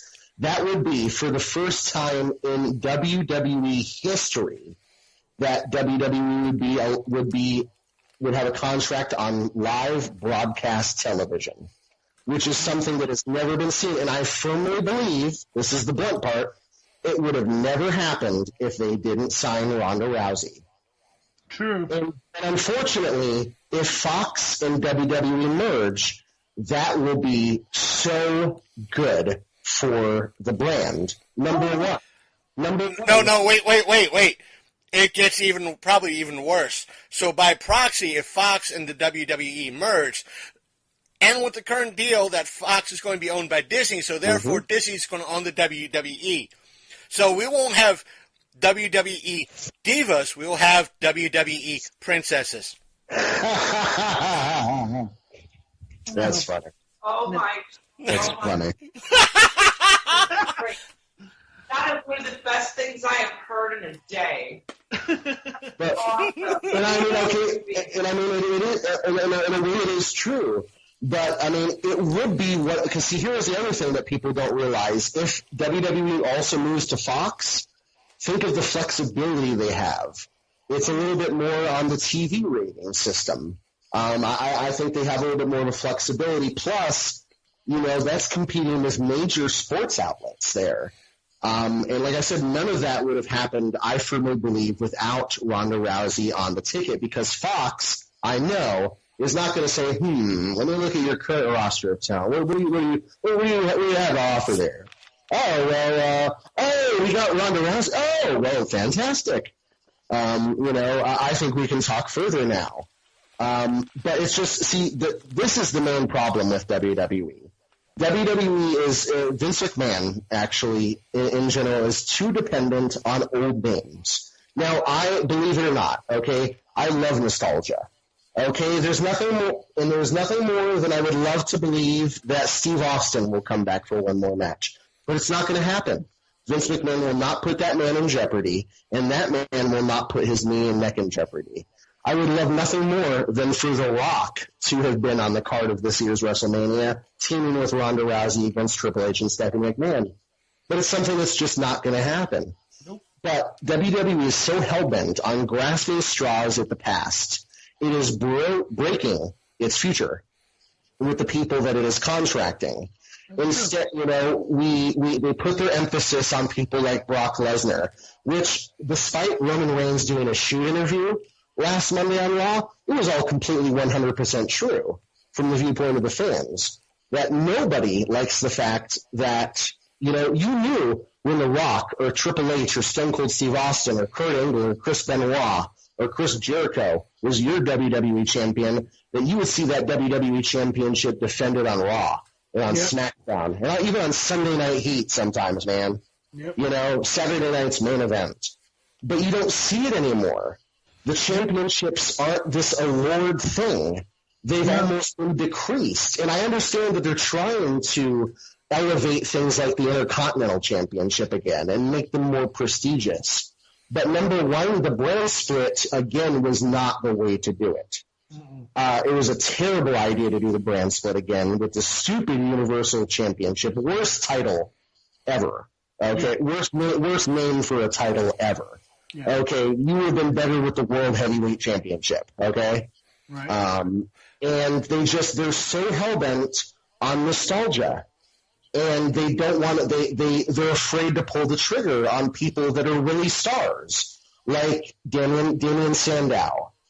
You know, Damien Sandow was a genius in the ring, and they chalked it up to Vince McMahon's fart humor and comedy and made him unbearable. Same with Finn Balor. Okay, if they keep Finn Balor, like I said earlier, if they keep Finn Balor with the Balor Club for too long, I guarantee you will see Balor walk into Ring of Honor in a year's time or 2 years' time. the thing is, you're talking about nostalgia. You're talking to a person. At least I'm not placing age on you, Nick. I don't know how old you are, but I'm kind of from a time. I grew up. What? Mid-30s. Sorry. Mid-30s.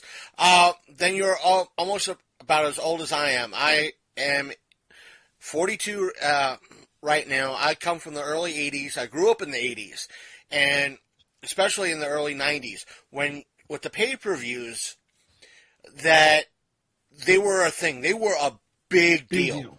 Real big deal. All your title matches were up for grabs not during the pre-show like they are now. Yep. Like they were up. They were main events in their own right. WrestleMania was a spectacle like no right. If you were a heavyweight champion, intercontinental champion, so forth and so on, the best time to have the matches was during these times during the pay-per-views, because it brought people to these events to pay the $59.95 a pay-per-view. Right. And it brought in the rating. People want to see it because, hey, once a month you had to fight for that championship. What better time to do it in SummerSlam? Yep. Royal Rumble, or especially WrestleMania. Now it's like they're treated like the belts are, in my eyes, are treated like a Dollar Tree item.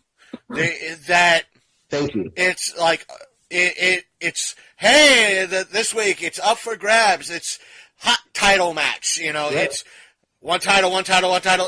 No, it should be, if you're going to do it at pay-per-view, do it at pay-per-view. Yes, you could have some.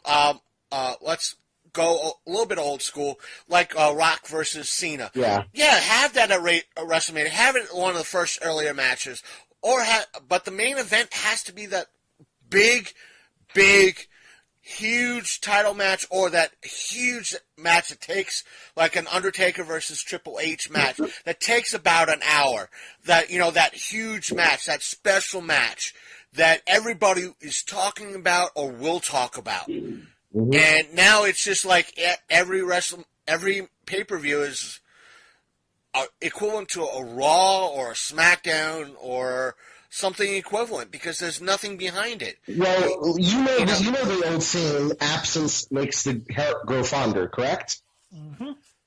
Right. Okay, here's the thing. We're not going to have a build-up to a pay-per-view when there's one every fucking 2 weeks. Exactly. Thank you. That's why the brand split was a bad idea. Okay? What they should have done was kept it as a single brand show and done more mid-card shows to less congest the brand.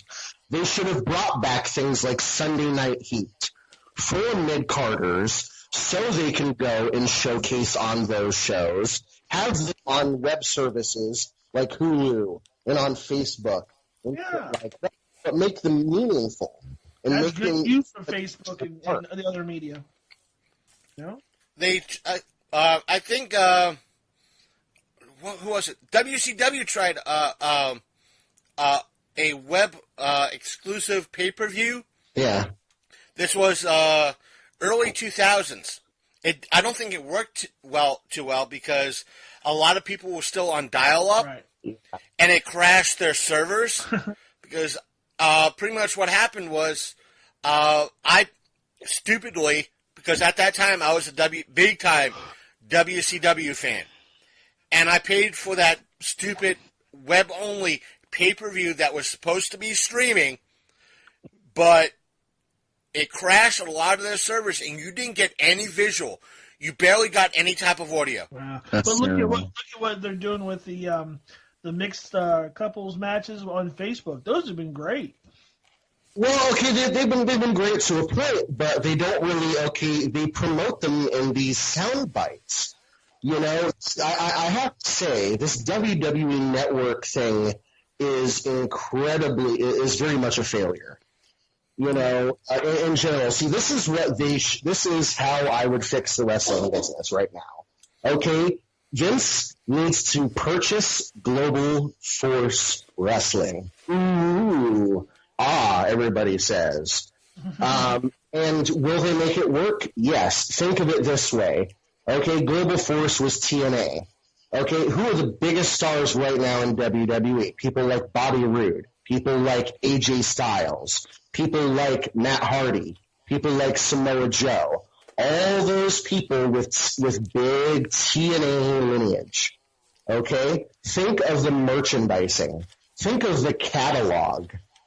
If they were to purchase Global Force and save them from crashing, because I'm sorry, I hear every fucking week about all these wrestlers, these poor guys that are out there working for them that are getting paychecks that they can't cash, that are not getting paid flat out. Well,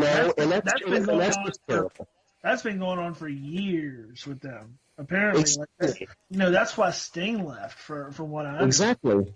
And that's why Vince McMahon, I'm sorry, I know that the invasion angle did not work out very well last time. But they don't need to do that.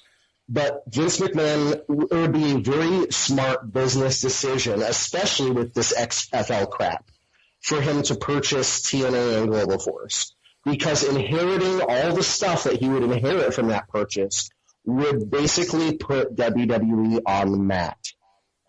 Yeah. Well, I can kind of see what you're saying. Use the TNA, kind of like the web exclusive people. Mm-hmm. The kind of like save them for that. If you want the app, go see. Here's the selling point for the app. You're not going to see TNA anywhere else. Mm-hmm. But these wrestlers, even if you have to put someone like AJ Styles or someone somewhat quasi big on that brand for the app, bring people exclusively for the app. Can I offer you one better? And I'll say this. Global Force, TNA, has had trouble for years. They are, it's essentially a Vince Russo production. Oh, yeah. You know what I mean? Like, it's his little stupid ideas and his stupid gimmicks that don't go over well. And the best angle that they ever had was Matt Hardy's angle in the last year that he was there. Once he left, it was back to the same old shit. So, exactly. I loved when they did stuff like the Main Event Mafia. Yeah. But that was stellar storytelling right there. And then WO, really. I mean, it was the same old shit WCW was doing years ago. Better. I would like to see Vince, if not go into partnership with, buy out New Japan. Because I see that as very highly unlikely. But here's the thing, and here's why it would be a better way to go. New Japan has a long history of wrestling, and their product is very similar to what WWE is like and wants to be like. Yeah.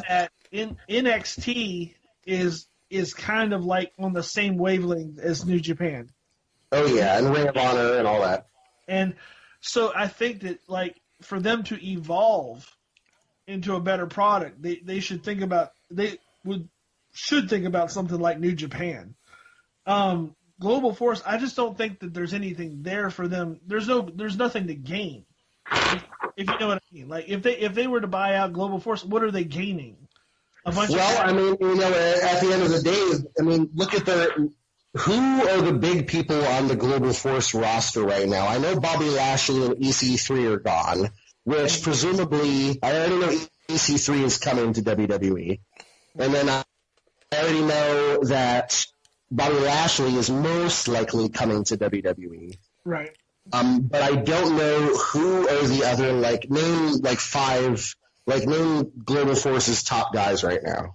I have no idea. Hold on here, because I'm a little curious, Global Force.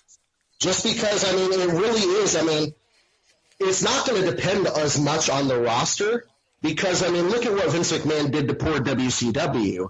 I mean, he gutted WCW for its people. He did. And, I mean, he treated WCW so poorly.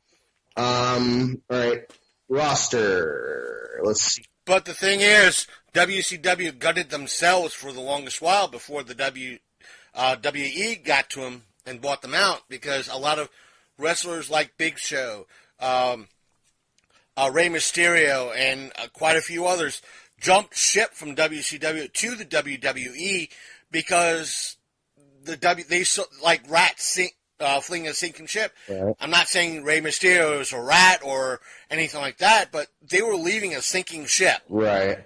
At that time, because of what was happening with WCW. Right. It just so happens that the WCW ran themselves so far down to the ground with the whole NWO thing and everything else that was going on, that the only people that were able to bail them out was the WWE, right. which, as you said, screwed things over even worse, and even more, that a lot of the wrestlers there didn't want to take it, so they went their separate look ways. Look at it to DDP. I mean, they killed DDP's WCW career in WWE in 1 month, virtually.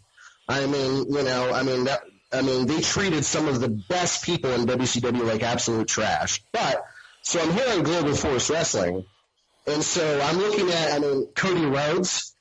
But isn't Cody Rhodes? He's like on loan from like somewhere else, right? Because a lot of these guys, I'm looking down the list, and it's like they look like they're people that are not signed to, but they're probably like people that wrestle for them. You know what I'm saying?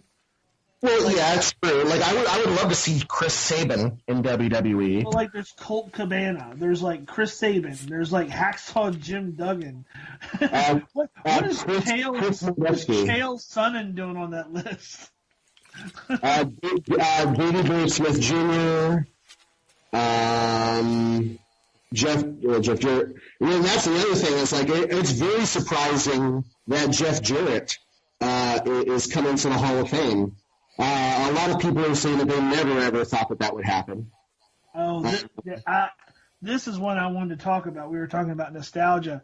I am not happy with this year's Hall of Fame class, especially with Jeff Jarrett. I do not like Jeff Jarrett. I have never liked Jeff Jarrett. I hate Jeff Jarrett, and I don't think he deserves to be in a Hall of Fame. Yeah. Here's the thing. When he was in WWE's Double J, he was a decent worker and a decent personality as, European champion, Intercontinental champion. He had some good matches. There was a WrestleMania, the WrestleMania match that he had with Goldust. There was one that he had with Mark Merrow, I think, and that was a pretty good one. I don't mind. Jeff Jarrett to me is sort of is a really sort of sorely underrated wrestler in my mind. Almost up there with Test, because I really feel that. Yeah, to me, what he is he's one of those dudes that his dad was like the dudes that ran the damn promotion, so he's the one that got on. So yeah, that's all it was. The only reason he got anywhere in wrestling was because of his father. I don't feel like he's material enough for Hall of Fame. There's guys that aren't even in the quote unquote Hall of Fame for WWE that whatever you feel like the WWE Hall of Fame is worth. But still, I don't think he's material. Well, yeah, I'm not going to say okay. Do I believe that it's a good choice? It's a choice. Okay, there are people that it could be Scott Steiner. Okay, that's true. It could be that walking swollen testicle. Right? It could be the Steiner brothers. Yeah, but is Steiner even alive? I would much rather give it to the Steiner brothers than Scott or Rick by themselves. Honestly, that they were phenomenal. Back in the day, that was a phenomenal tag team. Yeah, and there's I'm agreeing with you in the fact that there are numerous people that should have been in this class that were not. Right. And numerous people that could have been in this class that were not. What do you think about the choice of Ivory for the women? You know what? She was one of the best fucking heels in the late 90s and early 2000s as far as the women's division. It was probably one of the best heels ever in the women's division. I think that she's a great choice. She was always like a good authoritative figure, and she was a good worker. And she was one of the earlier people in a cloud of 90s women's wrestling that actually substantiated it. And I mean, if they're trying to go into the direction that they are, then yeah, I mean, a definite. I could see no other better person. You know, I honestly thought that they were going to go because I had heard that they were doing Beth Phoenix this year as well. Right. But obviously they abandoned that. But I mean, there's numerous. I mean, there's a lot of deserving people out there. You know, that I would like to see honored still. You know, like Jerry Lynn. Yeah. I would love to see Jerry. You know, Jerry Lynn is somebody that has Shane Douglas. Yeah. Dean Malenko. Oh my God, Dean Malenko. Yeah, absolutely. 100%. I mean, there's so many names that have done the work for WWE at one time or another. They continue to do work backstage, and yeah, you know, guys that are still in it. Finley. Yeah. I'm sorry, there's a lot of people that have yet to get a Hall of Fame induction that seriously deserve one. Yeah. Mark Henry, I firmly thought was going to be. No. You know. Yeah, absolutely. Yeah. And I mean, it's a shame. You know, but I mean, there is always next year. But I mean, there's. It's an odd class to me. Like, okay, take for instance the Dudley Boys. Are they deserving? Yeah, they're deserving. This year? No, I mean, there's still. I mean, I could understand if maybe it was 5 years down the line, but I mean, you know, it's just I don't know. I mean, you know, I think they were sort of grasping at straws, maybe. Yeah. But then again, like I said, they're waiting. I don't know, like the shape and the morale that has got to be going on in that locker room and in that writing room right now has got to be something tantamount to a 1979 SNL Friday night cranny writing session full of Coke and Scotch. I mean, you know, I mean, they have got to be going insane right now that they have nothing to build towards right now. That there is so much because whoever this documentarian is who is involved in this whole steroid scandal, I tell you this, he picked a hell of a time to do all this. Like, I mean, you know, I'm pretty sure that was the reason, you know, he thought about that. But I tell you, man, he could have picked a bigger time to throw a grenade into the WWE and shake things up. Because, like, I tell you this, like, Roman Reigns would go away faster than Jared from Subway. If this is true. They will bury him quicker than Muhammad Hassan. Yeah. Okay?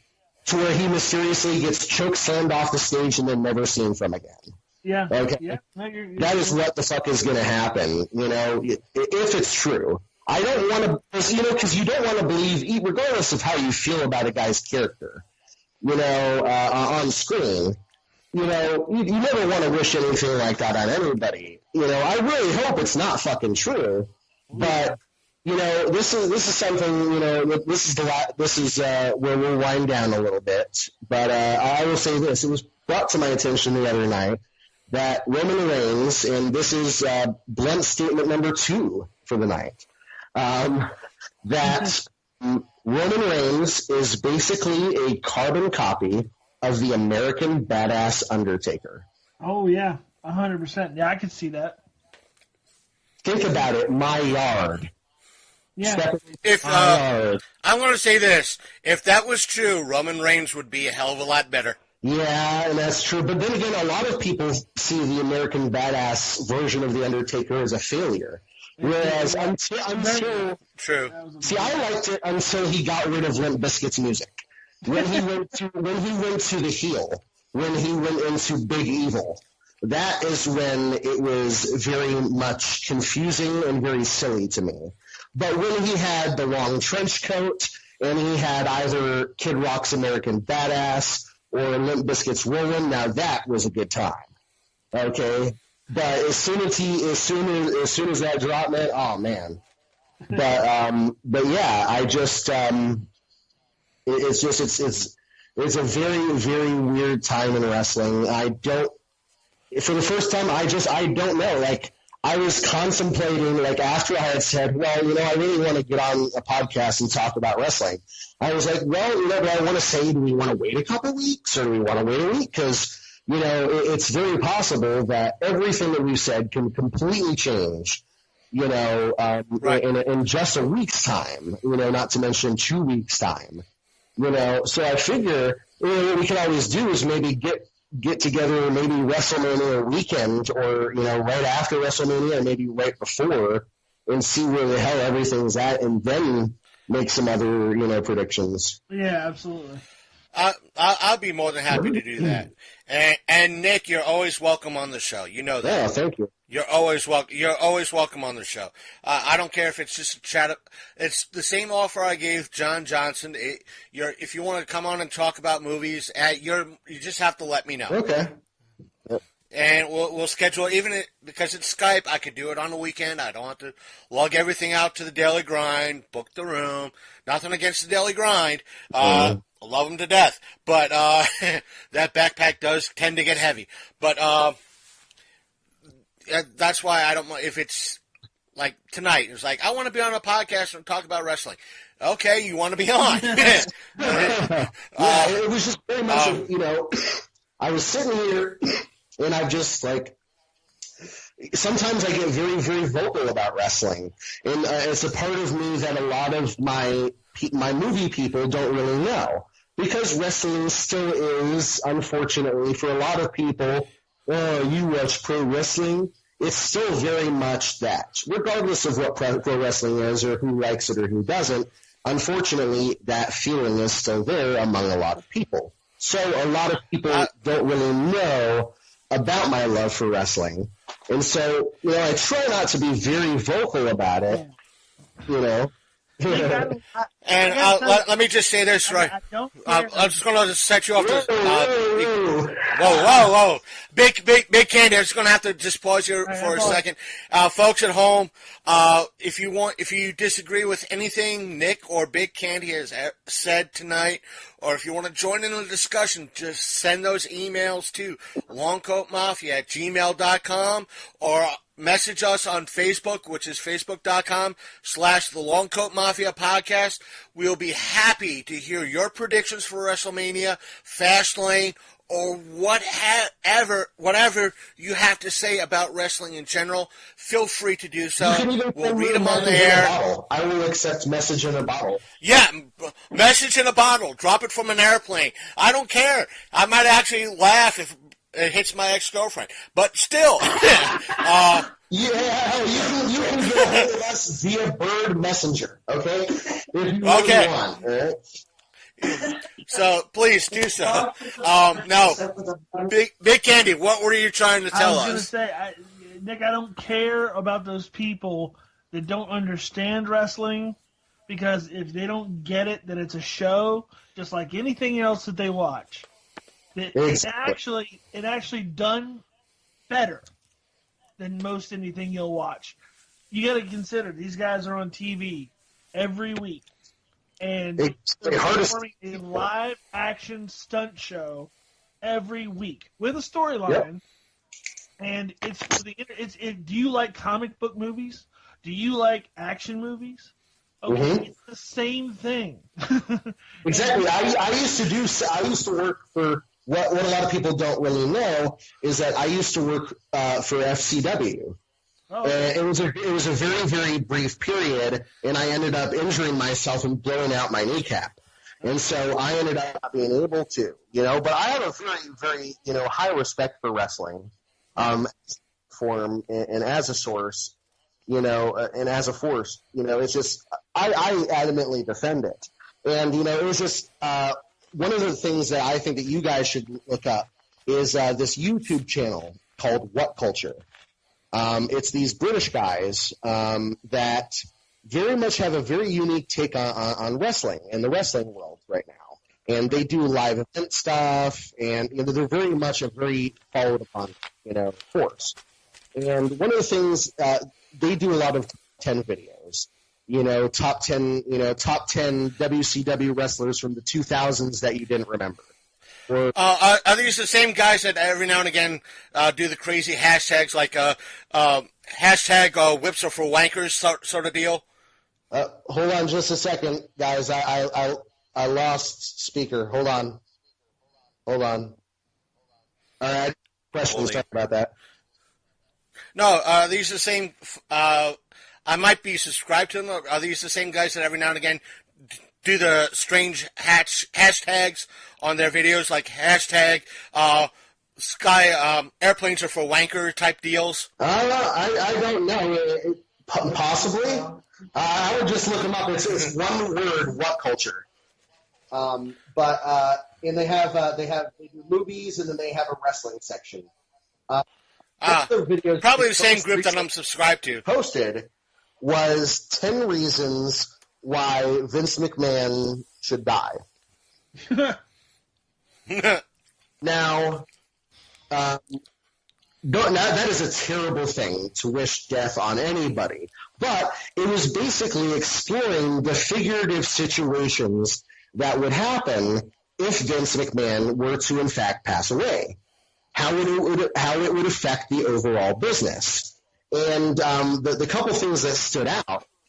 Number one, they predicted that for the first time in WWE history that WWE may take a break. That if Vince McMahon were to pass away, that they may not actually run Raw or SmackDown for a week. That would be a very extreme case, but that would be a very extreme possibility. And then another thing they said was obviously he would be automatically, immediately inducted into the WWE Hall of Fame. He would probably, one of the things they said is that they even were talking about that he might even televise his funeral. But I think that would be a little bit pushing things a little bit too far, but I don't push it past the WWE to do that. Granted, it's Vince McMahon, but I think there's a chance, depending on how they do it, can be a little tasteless. But I do see kind of an hour or two, or a complete raw in memorandum of Vince McMahon. Exactly. How much you want to bet they already got that footage queued up? Oh, yeah. And believe it or not, like one of the things that was said was wait for the shitstorm. All the people that will come out from behind the scenes telling all of these horrendous stories about how Vince McMahon treated them. Oh, yeah. That is going to be one of the biggest. You are going to hear so many bad stories when he finally does pass away. But the general consensus of this video basically was that it would be that Shane does not want the company. Shane has absolutely no interest in running a wrestling business. He does it for pure fun. Triple H is really who's in line. Oh, yeah. Yeah, that's what I've heard, too. And I think that would be much better. I think Triple H knows what but apparently the general concern is his lack of business experience. But I think he has shown that he knows more than enough to pull it off. I mean, he has constituents to run the business aspect. If he can just run the actual business of the WWE day to day, like kind of what he does now, I don't think he would take much of a different role. He would leave that up to chair people. You know what I'm saying? Mm-hmm. And I just think it would be, because ultimately, doesn't Linda McMahon, isn't she like the head chair in there anyway? Still, I don't think she owns anything in WWE anymore. I may be wrong. Mm-hmm. I think as a condition for her Senate run, she had to sell her shares, if I remember correctly. I may be wrong, so don't quote me on that. But I mean, It's just like I feel like. See, here's the thing, and that's why I'm saying that his acquisition of another company would be smart, because the investors in WWE, being that it's a publicly traded company, are going to want some sort of balance from the XFL, because the XFL is going to be this immense gamble. So they're going to want something to balance it out, meaning a good business expense, something that is for sure. And if you were to acquire any of the outside companies, it would be incredibly beneficial to him and WWE. True. But. I'll agree with that. It has to be something positive. Personally, that the XFL was a failure once, it might be a failure again. If not, it's going to take a long time before that gets anywhere close to being successful. Yeah. Especially with the juggernaut that is the NFL. But they need to bring something that is strictly football for that, not so much football, for wrestling for their app. That way they have an influx of people to the app, branch off kind of like what they did with pay-per-views, have it physical, do again. I wouldn't mind going back to B-dubs once. I'm off Sundays now from my 9 to 5, going to B-dubs once a week for the pay-per-view, sitting down, having a nice little thing at B-dubs, walking home, especially, I would have to edit the show a little bit earlier before watching the pay-per-view once a month, but I wouldn't mind doing it. Yeah. It's granted, I wouldn't like pay. I've told people when the pay-per-views were on, I don't have $60 a month for a pay-per-view, but I might have $20 to spend at B-dubs and watch the pay-per-view there. Yeah. But now that they went strictly to the app, and it's $10 a month, the qualities, as we've seen, went way down over the past several years. Oh, yeah. With not just Raw, but the pay-per-views as well. But still, and Michael Cole won't let you forget that 99 thing. I'll tell you that. Oh man, like that is another one of the biggest things is that they need to stop promos. They need to stop scripted promos. They need to be like NXT and like Global Force and like every other wrestling company and let the wrestlers just take the promos themselves. Yeah. Do you realize the gold they would get out of people like Kevin Owens, out of John Cena, if they just let them run instead of controlling them? Ugh. Yeah, and that was half of the great thing about like if you ever watched AWA back in the day, or all the Southern wrestling and stuff like that. Those guys just going off on a tear. They wasn't scripted. Those guys were just like talking. Exactly. The best stuff that Ric Flair ever said was not scripted. Oh yeah, the Miz. You mean the cocaine unscripted? There you go. Oh, you mean some of the old school cocaine-driven rants from not Undertaker, like the Ultimate Warrior, or Macho Man. I was just watching Ultimate Warrior stuff the other day.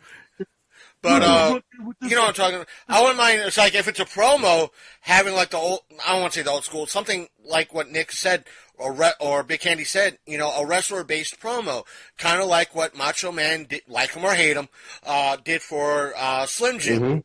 Mm-hmm. That's a wrestler-induced promo. Mm-hmm. The three of us probably remember the Macho Man hawking Slim Jim, saying "Snap into it." Oh yeah, of course. Snap into a Slim Jim. Eat me. Yeah, I love it, man. Oh, here's another bold prediction for 2018. I believe WWE in some capacity will bring back Hulk Hogan.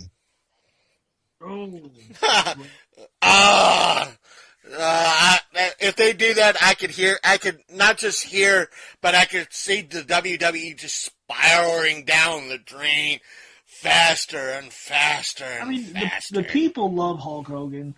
But yes. WWE, like when they cut all ties with him after everything that happened, I don't know. Like I know that him and McMahon still have an okay relationship. Yeah. It's just, but I know him and Triple H don't have the greatest relationship. It's very much like the opposite with CM Punk. Well, now the company just disavowed everything to do with Hulk Hogan, though, right at the get-go. Oh yeah. They as soon as everything was out, they were like, nope, he was never here.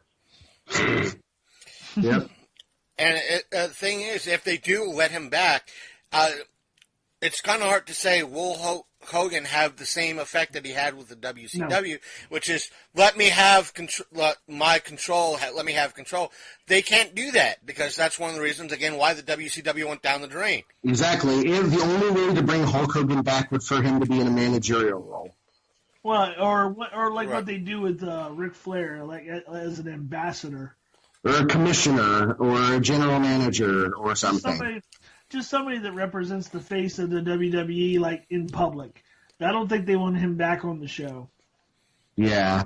Right. But on that note, like I said, WrestleMania season, it's a very tumultuous one, and there's still a lot of questions, and we should pick up this roundtable once we get closer and see if WWE has figured out any of its act. And the thing is, again, to reinstate, Nick, if it's a pay-per-view and you want to come up and just, I'm going to have to put a limit. You can't come on and say, fucking A for 23 times for 23 minutes, in regards to a bad pay-per-view. I can't let you do that. I wouldn't do that. Meaning, I can't have you on fat. Fucking A. I can see you doing it. Fucking A. Fucking A. That fucking pay-per-view. Fucking A. But if it's a bad pay-per-view, if it's a decent pay-per-view, if you just want to rant, if something happens during that pay-per-view, you just let me know while it's still fresh in your mind. If, let's say, Fastlane, you want to record, say something real quick or hop on. I could save it for the next. If I have something dropping that particular week already, but if I could save it for the next week, record something immediately after a pay-per-view, and we could just drop it. I could drop it the next week, say like a special little segment. Yeah. I could just work it into a show and say, hey, Nick came on to talk quickly about XYZ pay-per-view. Yeah. Here's Nick, and I could easily drop it in and have your thoughts in regards to it. If you're more than welcome to do that, yeah. That offer is on the table for you. Yeah, we can definitely do that, and we'll just make sure to keep it under 3 hours like this time. It wouldn't be right now. This call, so to speak, if you want to call it that, is about 2:15. But after, I think, trimming, it'll be about closer to 2. Yeah. But either way, if you just want to talk about it, it doesn't matter. I don't care about show length. Cool. Like I said, it's this show hasn't really officially ended yet. But still, you're more than welcome to come on. The offer's out there. You want to talk about it. Again, if you want to talk about movies for a few hours, that's up to you, too. So all you have to do is just let me know. Okay. Absolutely, man. And Candy, I've had a great time with you as well. Thanks, sir. And I guess we will see what the WWE forces have in store. Which will be something crazy. Yes, obviously something crazy. Always. All right. Well, you guys have a great rest of your night, and we will talk soon. All right, then. Talk to you soon. All right. All right. And bye. Welcome back, everyone. Glad that you made it this far. If you want to add anything to this conversation, to this round table, whatever, if you want to hear us cover something else or anything that might be geek related, you can always, email us at longcoatmafia@gmail.com or send us a message through Facebook on our Facebook page, which is facebook.com/The Longcoat Mafia Podcast. And while you're there, don't forget to hit that like or follow button. And as well as if you're listening to this on YouTube, don't forget to hit that subscribe button. And if you want, hit that notification bell too if you want. And speaking of listening, if you're listening to us on our website and you would rather take us on the go, we are available through the Podbean app, iTunes/Apple Podcasts, through Google Play Music, Spotify, Stitcher Radio. But if you still would rather, if you listen to us through Apple Podcasts, Spotify, Stitcher Radio, or Google Play Music, and rather listen to us on the desktop and not really download us, go to our main website and listen to us there, which is, our main website is thelongcoatmafia.podbean.com.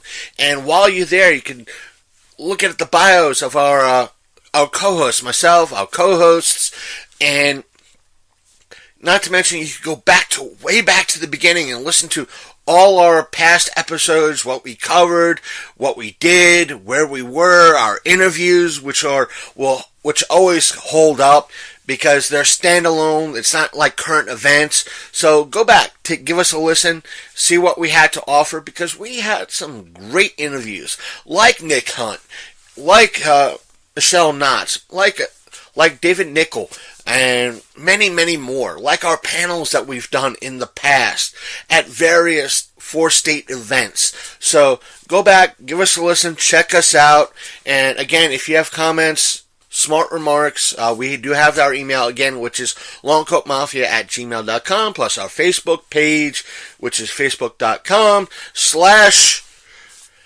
Long Coat Mafia Podcast.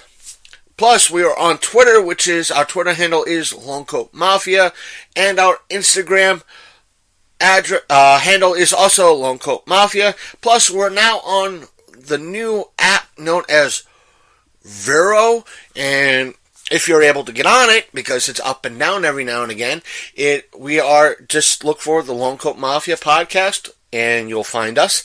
So, and click connect, and you'll be able to see some of the things that we tend to post there too. So, that being said, we'll catch you next week. Who knows what's going to happen next week? We're thankful that Nick Hunt wanted to be on the show and talk wrestling. I think he did a wonderful job, so we'll be more than happy to have him back on if and when he so chooses. And again, see you next week, folks.